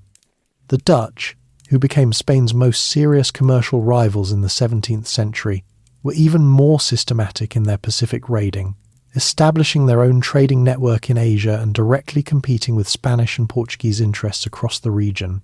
The dangers were not only human. The North Pacific route home was brutal, a voyage of 3 to 4 months across open ocean, with no possibility of resupply, through waters that produce sudden and violent storms. Ships that missed the California coast and were pushed off course could find themselves in serious trouble quickly. Over the 250 years of the trade, somewhere between 30 and 40 galleons were lost to storms, reefs, or enemy action. When a galleon went down, it took not only its cargo but its crew of several hundred men, including the indigenous Mexican and Filipino sailors who made up much of the working labour on these ships and who appear rarely in the historical record by name. The arrival of a galleon at Acapulco was one of the most significant economic events of the colonial calendar. A massive trade fair erupted in the port. Merchants from Mexico City travelled weeks overland to reach it, bringing currency and colonial goods to exchange for the Asian luxuries coming off the ship. Chinese silk was redistributed across New Spain and onward to Spain itself. Asian porcelain appeared in colonial households from Mexico to Peru. The global economy, before the word globalization existed, was doing what globalization does, moving goods from where they were cheap to where they were expensive, and creating dependencies in both directions. What is easy to miss in the scale of this commercial achievement is what it required at the human level. The silver that drove the entire system came from Potosí and Zacatecas, extracted by coerced labour under deadly conditions. The galleons were crewed by men who spent months at sea in conditions of extraordinary hardship. The Filipino workers who built the ships were organised under a labour system with uncomfortable similarities to the meter. The Chinese merchants in Manila's Parian, the designated district where they were required to live, separately from the Spanish colonial population, were periodically subjected to massacres when Spanish colonial authorities became anxious about their numbers and influence. The first truly global trade network was built on the same structural foundation as everything else the Spanish Empire produced: extracted resources, coerced labour, and a legal and institutional framework designed to ensure that the profits accumulated at the top of the hierarchy while the costs were distributed across its bottom. It was, even so, genuinely remarkable. A system of commerce that connected Andean mountains to Chinese markets through Pacific storms and Philippine ports, creating economic relationships that neither Europe nor Asia had imagined possible a century before. The Armada and the cracks. Philip II of Spain was, by the 1580s, the most powerful monarch in the world. He had inherited from his father, Charles V, a domain that already included Spain, the Spanish Americas, the Kingdom of Naples, Sicily, and the Duchy of Milan. In 1580, he added Portugal and its entire overseas empire, Brazil, the African trading posts, the Indian Ocean network, the colonies in Asia, through a dynastic claim backed by military force. For a brief period, the crowns of Spain and Portugal sat on the same head, and the phrase used to describe Philip's realm required some effort to complete. It stretched from the Philippines to Peru, from the coast of Brazil to the ports of Goa. Philip governed all of this from a desk. He was a meticulous, deeply serious man who read and annotated every document that crossed his table, made decisions slowly and carefully, and corresponded personally with officials across 3 continents. His palace, the Escorial, a vast, austere granite complex northwest of Madrid that he spent years designing and building, reflected his personality precisely.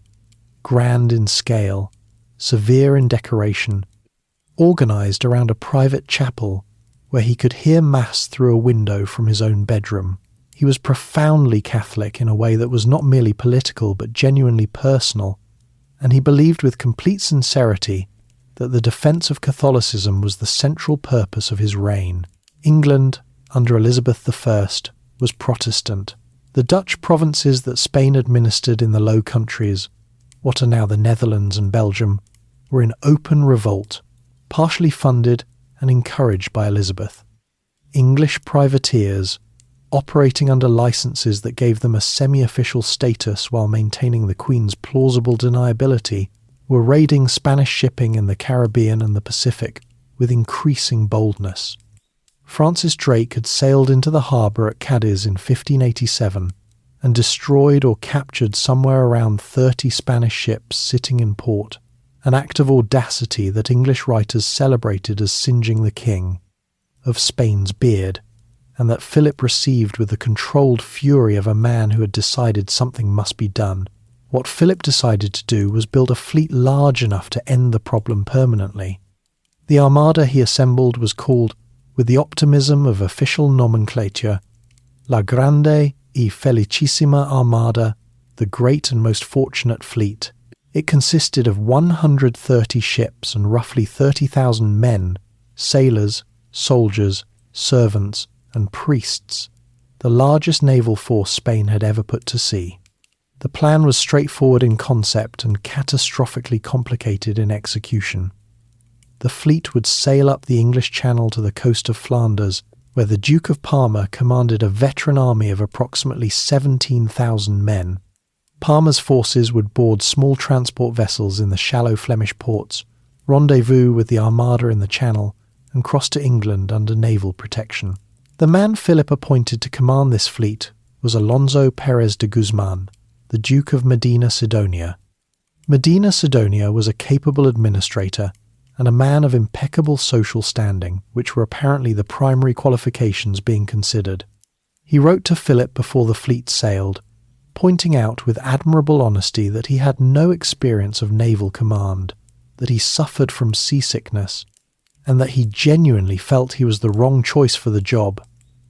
Philip appointed him anyway, which says something about the communication culture of absolute monarchy that historians have been discussing ever since. The Armada left Lisbon in May of 1588 and immediately ran into trouble. Storms scattered the fleet before it reached the English Channel. It reassembled at the Spanish port of Coruña, took on more supplies, and set out again in July. By the time it entered the Channel, the English fleet was ready. The English ships, commanded by Lord Howard of Effingham with Francis Drake serving as Vice-Admiral, were different in design. From the heavy Spanish galleons, lower, faster, more manoeuvrable, with longer-range guns that allowed them to engage at distances where the Spanish could not effectively respond. The English strategy was to avoid close boarding combat, where Spanish soldiers would have a decisive advantage, and instead hammer the Armada with cannon fire from range, disrupting its formation without committing to the kind of melee battle the Spanish were equipped to win. What followed was a week of running engagements up the Channel. The Spanish maintained their formation with considerable discipline, a defensive crescent that made it difficult for the English to break through, and the English guns, while accurate at range, could not penetrate the thick hulls of the Spanish galleons decisively. Neither side actually sank many of the other's ships in direct combat. The battle was less dramatic than its reputation suggests. The crisis came at Gravelines, off the Flemish coast, on August the 8th. The Armada had anchored off Calais, waiting to coordinate with Parma's army, and here the fundamental flaw in the plan became undeniable. Parma's soldiers were in shallow Flemish ports that the great Spanish galleons could not enter. The small transport boats Parma needed to reach the Armada were being blockaded by Dutch flyboats, nimble, shallow-draft vessels operating in coastal waters where the Spanish fleet could not follow. The rendezvous that the entire operation depended on could not happen. During the night, the English sent 8 fireships vessels loaded with pitch and combustibles and set alight drifting into the anchored Armada. The Spanish, unable to tell whether the fireships carried explosives, panicked and cut their anchor cables, scattering the fleet's careful formation. In the battle the following morning off Gravelines, the Spanish ships were disorganized and exposed, and the English inflicted the heaviest damage of the entire campaign. Several Spanish ships were driven onto shallow banks and wrecked. The Armada, unable to re-anchor because the cables had been cut, was pushed northward by the wind. There was no way back down the Channel. The English fleet blocked the southern route, and the wind was against them. The only option was to sail north around Scotland and then south around the western coast of Ireland, a route of thousands of kilometres through waters no Spanish pilot had charted. What the weather did to the fleet on that route was worse than anything the English had managed. Atlantic storms drove ships onto the rocky Irish coast, in a series of wrecks spread over hundreds of kilometers of coastline. Thousands of men drowned. Others reached shore, where some were helped by the Irish population and others were killed by English soldiers under strict orders to execute any Spaniards who landed. Roughly 67 ships made it back to Spain, out of 130 that had left. Approximately 20,000 men had died, most of them not in battle, but from storms, shipwreck, disease, and thirst during the long northern voyage. Philip, receiving the news at the Escorial, reportedly said that he had sent his fleet to fight men, not storms, and continued with his paperwork. He built another fleet the following year.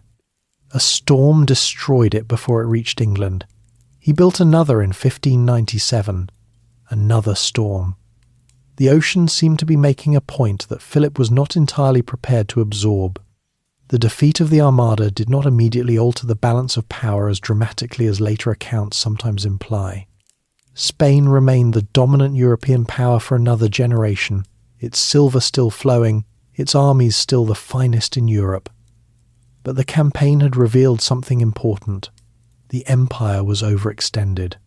It was fighting simultaneously in the Netherlands, in France, in the Mediterranean, in the Atlantic, and in the Pacific, maintaining commitments in every direction that its revenues, even supplemented by American silver, could barely sustain. Each new military adventure added debt without resolving the underlying strategic problem, which was that Spain had accumulated more territory and more enemies than any single monarchy could effectively defend. The cracks were there. They would take another century to become fractures. Silver, inflation, and the slow bleeding. Philip II died in 1598 after a reign of 42 years, leaving behind the largest empire in the world and a treasury that was, once again, effectively bankrupt. His son, Philip III, inherited both the empire and its contradictions and added a few of his own. Philip III was not an unintelligent man, but he was a deeply uninterested one. Where his father had governed through meticulous personal attention, reading every document and annotating every report, Philip III preferred to delegate. He chose as his chief minister a nobleman named Francisco Gómez de Sandoval y Rojas, the Duke of Lerma, and handed him effective control of the Spanish government for the better part of 2 decades.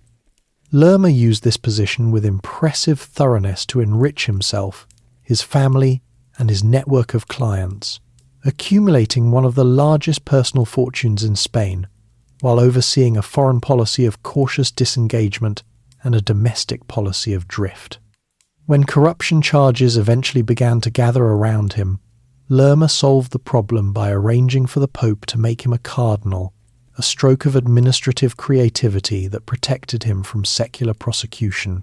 He died peacefully in his own bed, a wealthy prince of the church. The institution of the valido, the royal favourite who governed in the king's name, became one of the defining features of 17th century Spain.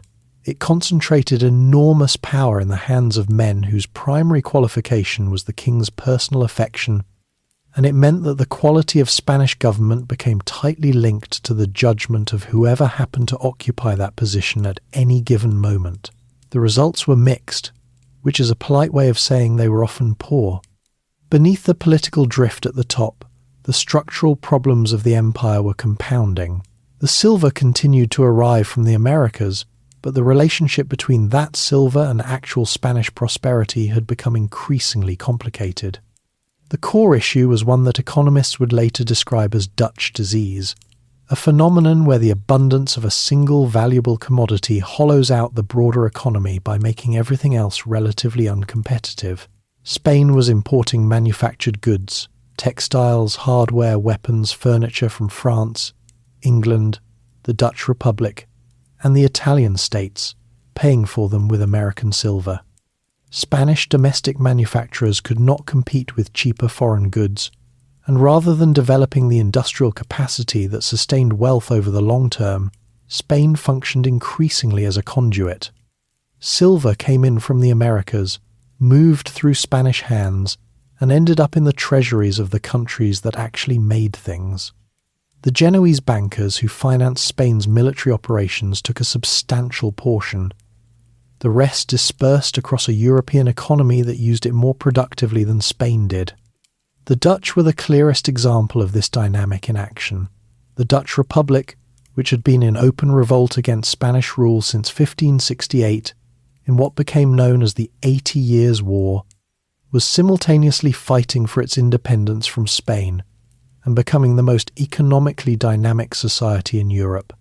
While Spain's American silver funded the armies trying to suppress the revolt, Dutch merchants were building the commercial infrastructure of a new kind of capitalist economy, the Amsterdam Stock Exchange.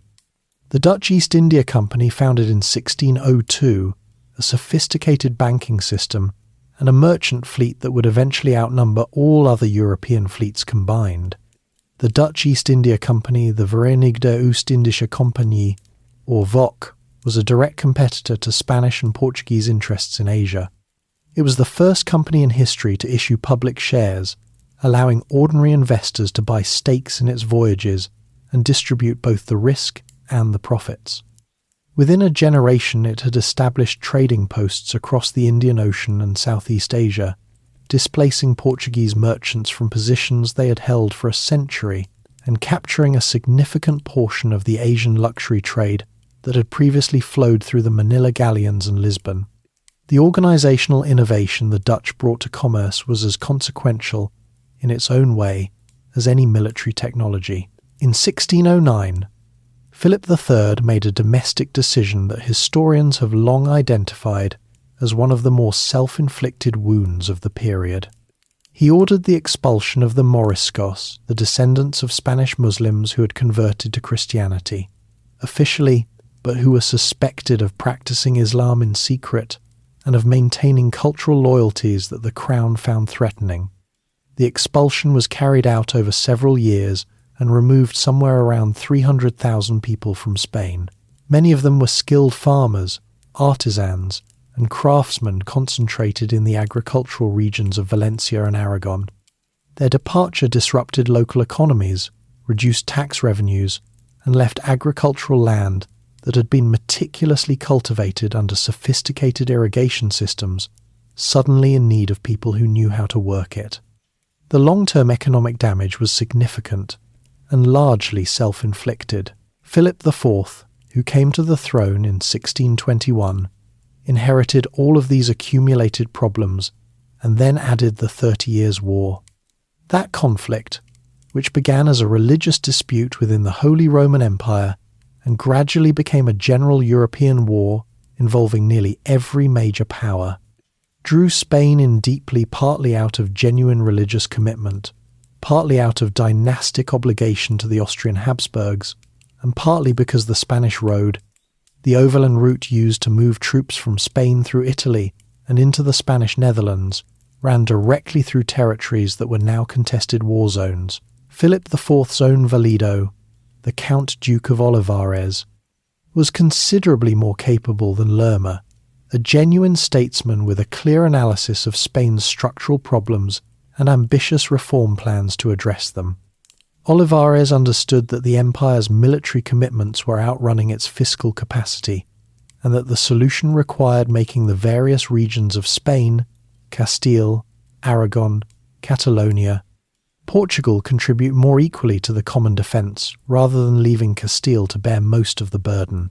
His attempt to implement this through a proposal called the Union of Arms, which would have required each region to contribute troops and money proportional to its resources, produced exactly the political crisis he might have anticipated. In 1640, both Portugal and Catalonia revolted. Portugal, which had been united with Spain under Philip II in 1580, seized the opportunity provided by Spain's military overextension to break away permanently under a Portuguese nobleman named João, the fourth of the House of Braganza. The Portuguese Restoration War that followed lasted 28 years, and Portugal never came back. Catalonia's revolt was eventually suppressed, but only after enormous military effort and at the cost of concessions that weakened Castile's control over the region. At the Peace of Westphalia in 1648, Spain formally recognised the independence of the Dutch Republic, acknowledging the outcome of a war it had been fighting for 80 years without winning. 11 years later, the Treaty of the Pyrenees ended a war with France and required Spain to cede territory to the French crown. Both treaties signalled something that contemporaries could already feel. The centre of European power was shifting. France, under Cardinal Richelieu and then Cardinal Mazarin and then Louis XIV, was becoming the dominant continental power. Spain was becoming something else, still large, still wealthy in theory, still the possessor of 2 continents' worth of colonial territory, but no longer the unchallenged hegemon it had been in the years of Charles V and Philip II. The silver was still coming, the colonies were still producing, the empire's bones were still intact, but the muscles that had made it move, the fiscal flexibility, the military dominance, the institutional confidence were tired in ways that a generation of reform had not managed to address. Bourbon hands on Spanish soil. The man who ended the Habsburg dynasty in Spain was not a revolutionary or a conqueror. He was a king who simply failed to produce an heir, and whose body had been so comprehensively damaged by 2 centuries of dynastic inbreeding that almost nothing about him functioned as it should. Charles II of Spain, known to his contemporaries as El Hechizado, the Bewitched, was the final product of a Habsburg family tree that had been folding in on itself for generations. His parents were uncle and niece. His grandparents on both sides shared the same great-grandparents. The accumulated genetic consequences showed in almost every aspect of his physical existence.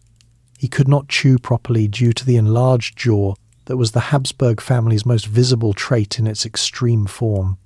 He walked late, spoke late, and suffered from a range of ailments that his physicians catalogued with increasing helplessness over the course of his 39 years. At one point, after the royal doctors had run out of medical explanations, it was formally decided that the king was probably bewitched by his enemies, and exorcists were brought in to help. The exorcists did not succeed either, which was presumably a surprise to everyone involved except the king, who had been ill his entire life and had likely stopped expecting solutions. Charles died in 1700 without a surviving child, and the question of who would inherit his empire, Spain, the Americas, the Philippines, remnant territories in Italy, immediately became the central crisis of European politics. He had left a will naming Philip of Anjou, a grandson of the French king, Louis XIV, as his successor. The logic was partly dynastic.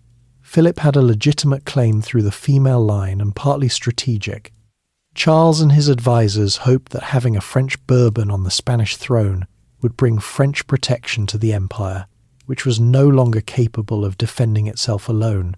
What it actually brought was a continent-wide war. The Grand Alliance of England, the Dutch Republic, Austria, and Portugal refused to accept a Bourbon Spain as a French satellite and backed a rival claimant, Archduke Charles of Austria, who also had a legitimate dynastic claim. The War of Spanish Succession lasted from 1701 to 1714 and was fought across Europe, in the Americas, and at sea. Its battles Blenheim, Ramillies, Oudenarde, Malplaquet are among the most significant of the early 18th century. And the Duke of Marlborough, who won them, became one of the most celebrated commanders in English history. The outcome, settled at the Treaty of Utrecht in 1713, was a compromise. Philip of Anjou became Philip V, the first Bourbon king of Spain, and kept the Spanish mainland and the American colonies. But the price was steep. The Spanish Netherlands went to Austria. Milan, Naples, and Sardinia went to Austria. Sicily went to Savoy. Gibraltar and the island of Minorca went to Britain, along with something that would have long consequences in the Americas, a contract called the Asiento, giving British merchants the right to supply enslaved Africans to Spanish colonial markets, a commercial foothold that British traders used to expand their presence throughout the Spanish Empire. The new Bourbon dynasty brought with it French administrative ideas and a French style of centralized government that immediately began reshaping the institutions Spain had built over centuries. The Nueva Planta decrees, issued between 1707 and 1716, abolished the separate legal systems of Aragon, Catalonia, and Valencia, the regional autonomy that had been preserved even under the Habsburgs, and replaced them with a Castilian model of unified administration. Catalonia, which had supported the Austrian claimant during the war and lost, received the new arrangements as punishment. The regional resentments this generated did not go away. They have not gone away yet. The most capable of the Bourbon monarchs was Charles III, who came to the throne in 1759 and brought to Spanish governance a genuine reforming energy that his predecessors had lacked. Charles was a practical man, attentive to detail, interested in improvement, surrounding himself with ministers who shared his commitment to rational administration. His reforms touched almost every area of the empire. The military was reorganized, the tax system was revised, the commercial regulations that had channeled all American trade through Seville were loosened to allow more Spanish ports to participate, and the colonial administration was restructured to increase efficiency and reduce the power of entrenched local elites. The Jesuits were expelled from Spain and all its colonies in 1767, a decision driven partly by political conflict with Rome, partly by colonial administrators' complaints that Jesuit missions functioned as autonomous economic and political entities beyond royal control. In the Americas, the expulsion of roughly 2,500 Jesuits removed the religious order that had been most deeply involved in frontier mission work, particularly in regions like Paraguay, where the Jesuit reductions had created an unusual form of organized indigenous society that was simultaneously admired and resented by colonial authorities. The missions collapsed rapidly after the Jesuits left, and the indigenous populations they had organized scattered. The creation of new viceroyalties, New Granada in 1717, reorganized in 1739, and the Rio de la Plata in 1776 reflected Bourbon efforts to bring more remote parts of the empire under closer administrative control. Buenos Aires, previously a minor port at the edge of the Peruvian viceroyalty, became the capital of a new viceroyalty that included what are now Argentina, Uruguay, Paraguay, and Bolivia. This reorganization was partly about efficiency and partly about defense. The southern Atlantic coast was increasingly contested by British and Portuguese interests, and Spain needed more responsive local governance to protect it. Spain's involvement in the 7 Years' War, which it entered late in 1762 on the French side, resulted in the British capture of both Havana and Manila, the two most important ports of the empire outside the American mainland. The Treaty of Paris in 1763 returned them, but Spain had to cede Florida to Britain in exchange, a loss that stung. It received Louisiana from France as partial compensation, gaining a large and largely ungovernable territory on the North American mainland that it was poorly equipped to develop or defend. The American Revolution, which began in 1775, gave Spain an opportunity it took carefully. The Spanish crown had no particular sympathy for colonial revolutions. The obvious implications for its own empire were not lost on Madrid, but the prospect of weakening Britain was too attractive to pass up. Spain entered the conflict in 1779 as an ally of France, not of the American colonists directly, and fought primarily in the Caribbean and along the Gulf of Mexico, recapturing Florida in the process. The Treaty of Paris of 1783 returned Florida to Spain, a modest territorial gain from a war that had far more significant long-term consequences than Spain yet understood. Those consequences were ideological. The American Revolution had demonstrated that a colonial population could successfully break from its European master and establish a new form of government. The French Revolution, which erupted in 1789, the year after Charles III died, spread ideas about popular sovereignty, natural rights, and the illegitimacy of inherited monarchy across the Atlantic in pamphlets and newspapers, and the conversations of educated criollos who had been schooled in Enlightenment thought by the very reforms the Bourbons had introduced. The Bourbon reforms had been trying to make the empire more efficient, but in doing so they had also reshuffled colonial resentments. The centralization of power in the hands of Peninsulares Spanish-born officials sent from Madrid to fill positions that Criollo families had come to consider their own grated against a Criollo elite that had been in the Americas for generations, and saw itself as fully capable of self-governance. The reforms that were meant to strengthen the empire's hold on its colonies had instead given the people who would eventually lead the independence movements a very specific list of grievances. The tree had been shaken. The roots were still holding, but the next decade would bring something the roots could not survive. Napoleon kicks the table. The Spanish Empire did not fall to a single dramatic blow. It unravelled through a sequence of events that began in a palace in France and ended, over the following 2 decades, on battlefields across 2 continents. The trigger was Napoleon Bonaparte, and he did not invade Spain to destroy its empire. He did it almost as an afterthought, as part of a larger strategic calculation, and in doing so, he set in motion something he had not planned for and could not control.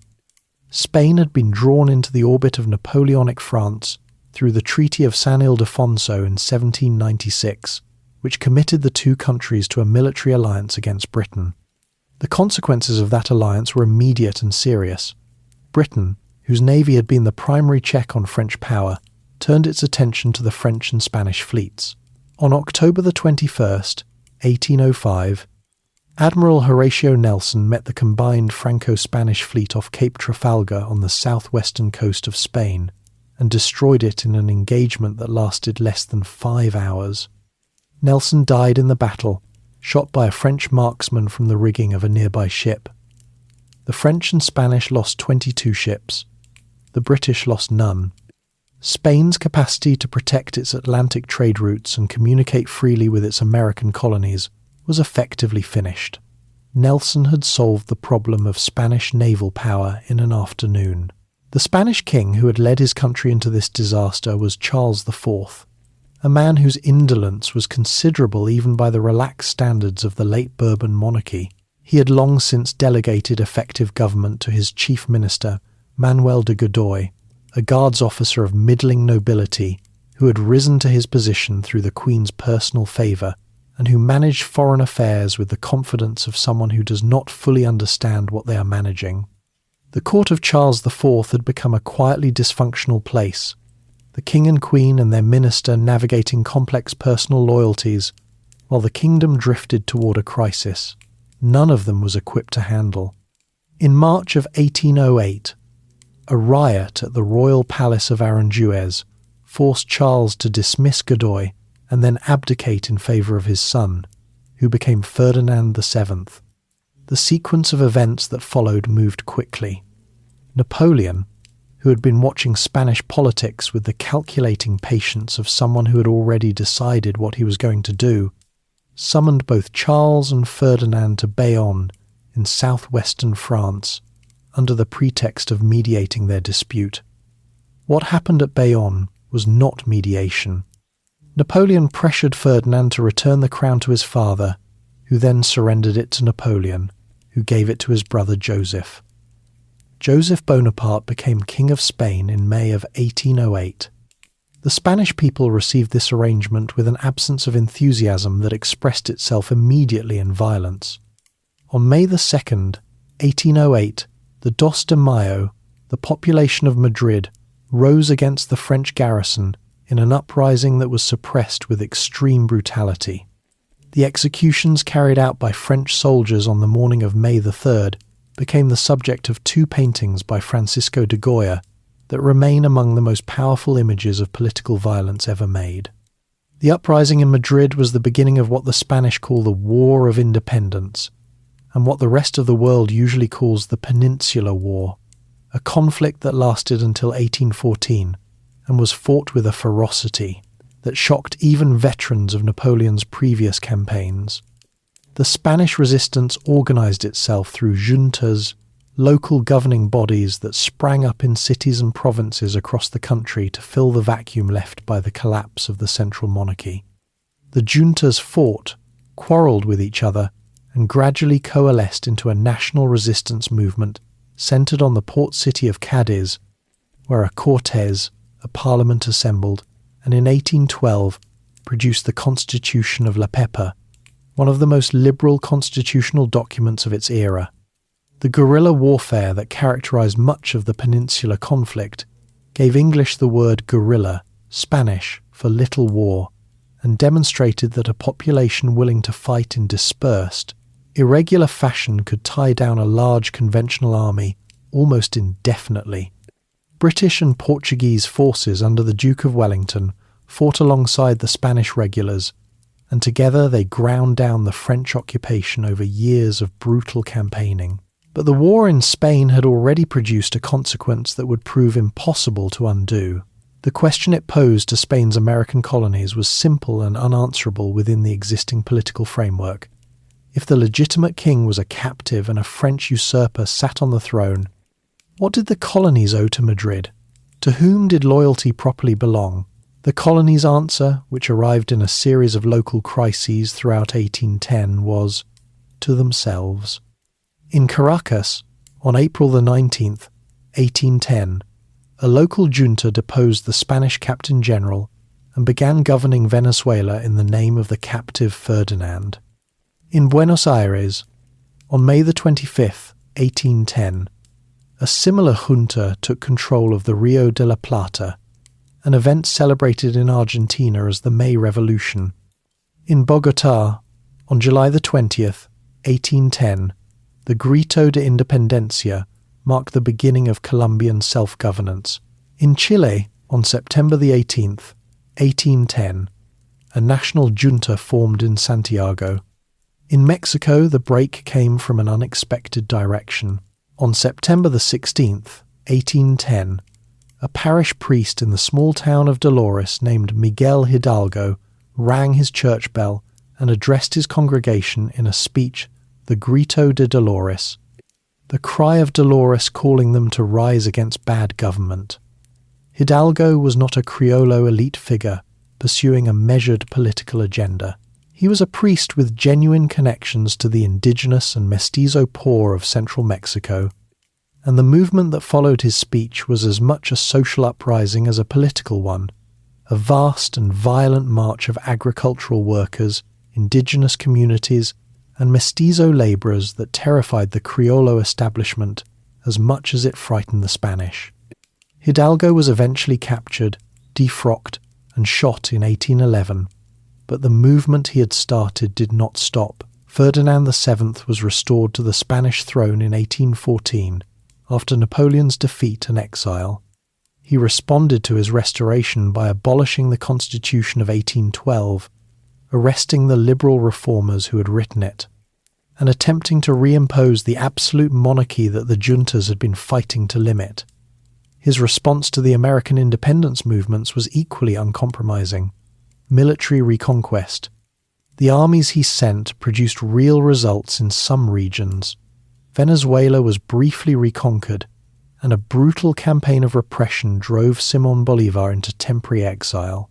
But the resources available were limited, the distances enormous, and the political will among Criollo populations to accept royal authority increasingly absent. In 1820, a military revolt in Spain, under General Rafael del Riego, forced Ferdinand to restore the constitution, plunging Spain into 3 years of internal political conflict that entirely consumed its attention and left the American campaigns without reinforcement. The timing was decisive. Bolívar's forces won the Battle of Boyacá in 1819, securing Colombia. San Martín crossed the Andes and liberated Chile in 1818. The Army of the Andes then moved north into Peru. Mexico achieved independence in 1821 when the royalist commander Agustín de Iturbide switched sides and marched into Mexico City. Central America followed shortly after. By 1825, when Antonio José de Sucre's victory at the Battle of Ayacucho ended the last significant Spanish military presence in South America, the empire that had taken a century and a half to build had dissolved in 15 years. What remained was Spain itself, the peninsula, a few Caribbean islands, the Philippines, and a handful of smaller territories. The largest empire the Western world had known had become, with remarkable speed, a medium-sized European country with colonial remnants. The collapse was not simply military. It was a failure of political imagination, an inability to offer the Criollo elites of the Americas a constitutional framework that might have kept them within a reformed empire. Ferdinand's reactionary stubbornness had made compromise impossible at exactly the moment when compromise might still have mattered. What the empire left behind. In 1898, 323 years after the fall of Tenochtitlan, Spain fought its last imperial war and lost it in 4 months. The conflict with the United States, which the Spanish call El Desastre, the disaster, began over Cuba, which had been a Spanish colony since the 1500s and had been fighting for independence in fits and starts since the 1860s. American newspapers, the Cuban independence movement, and a naval explosion of disputed origin combined to push the United States into war with Spain in April of 1898. The fighting was brief and thoroughly one-sided. At the Battle of Manila Bay in the Philippines, the American Asiatic Squadron destroyed the Spanish fleet in under 7 hours without losing a single ship. In Cuba, American and Cuban forces together drove the Spanish from their last military positions in a campaign of weeks. The Treaty of Paris, signed in December of 1898, formalized the end. Spain surrendered Cuba, Puerto Rico, and Guam.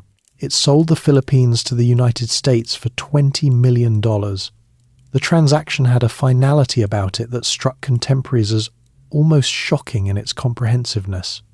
In a single document, Spain gave up everything that remained of the empire Columbus had set in motion 406 years earlier, and received $20 million and the right to exist as a medium-sized European country.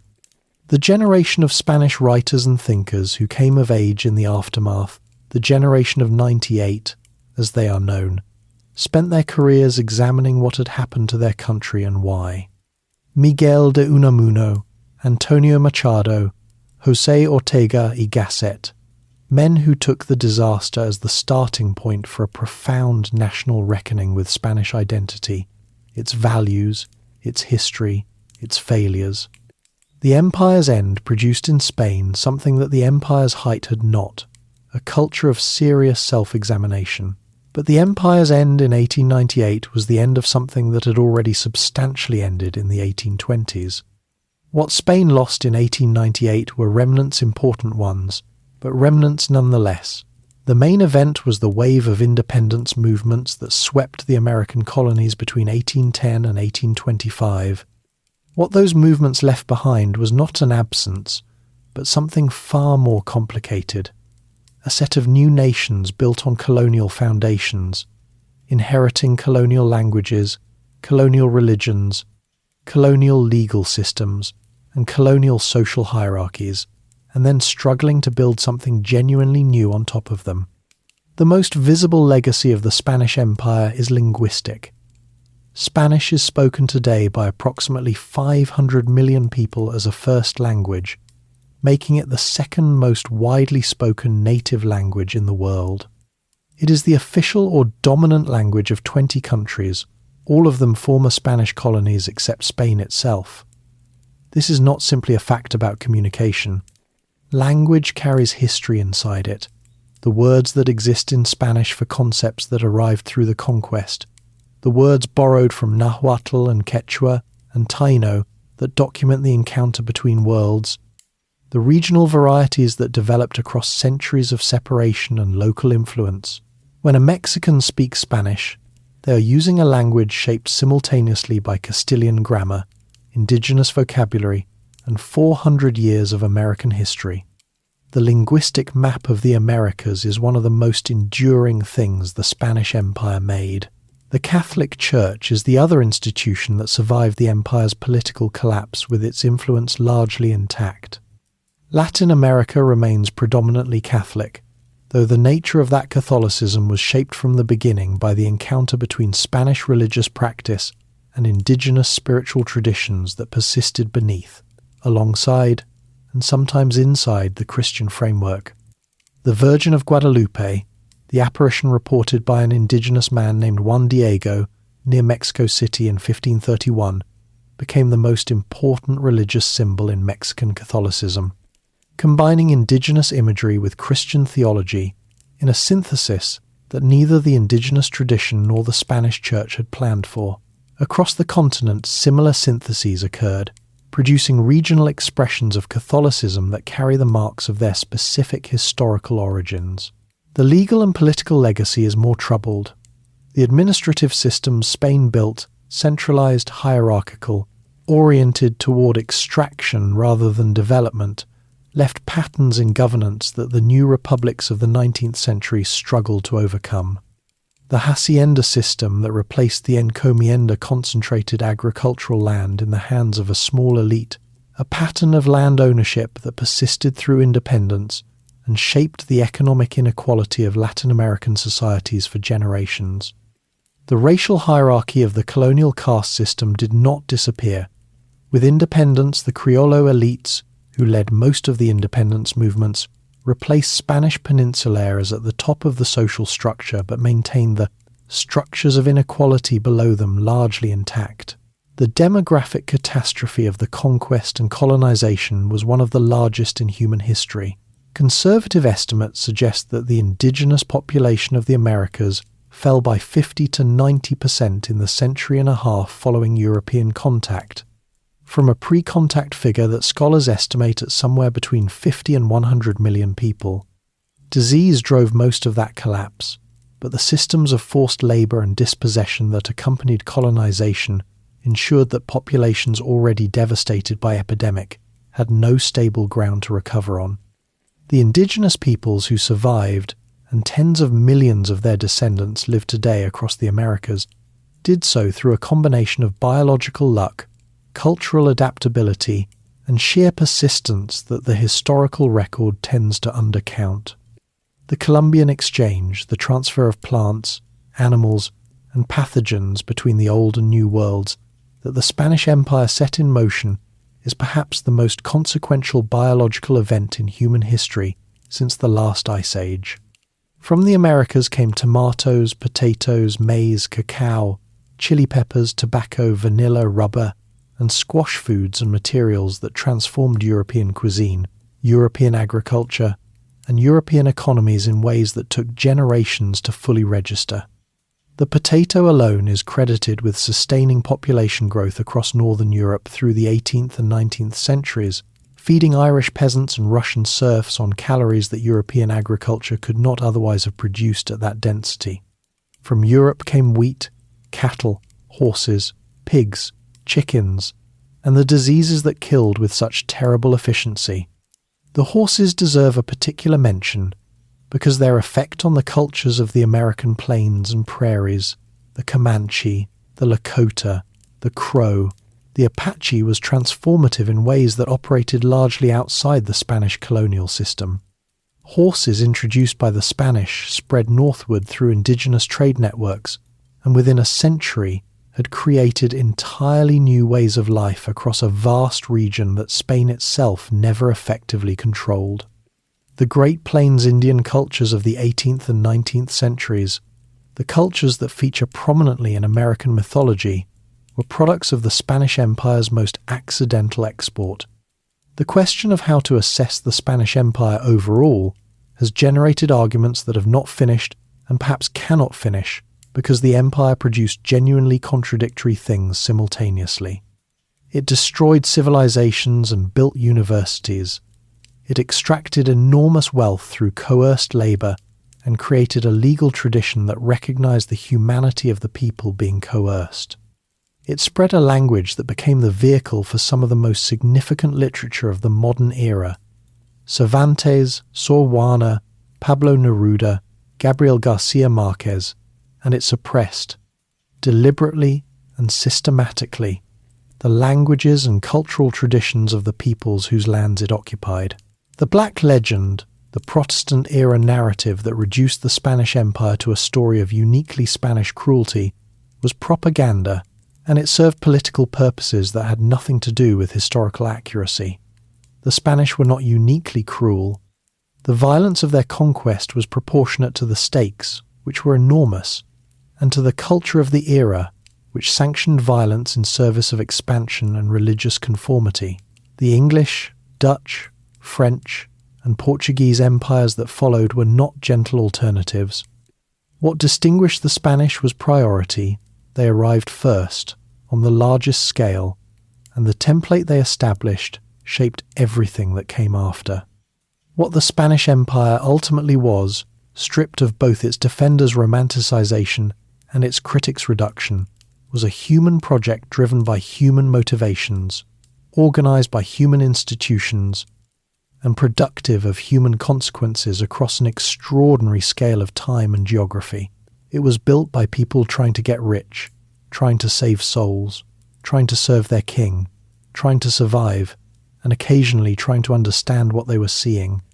That it changed the world is not in question. The world it made is the one we still live in. And so the story of the Spanish Empire comes quietly to rest.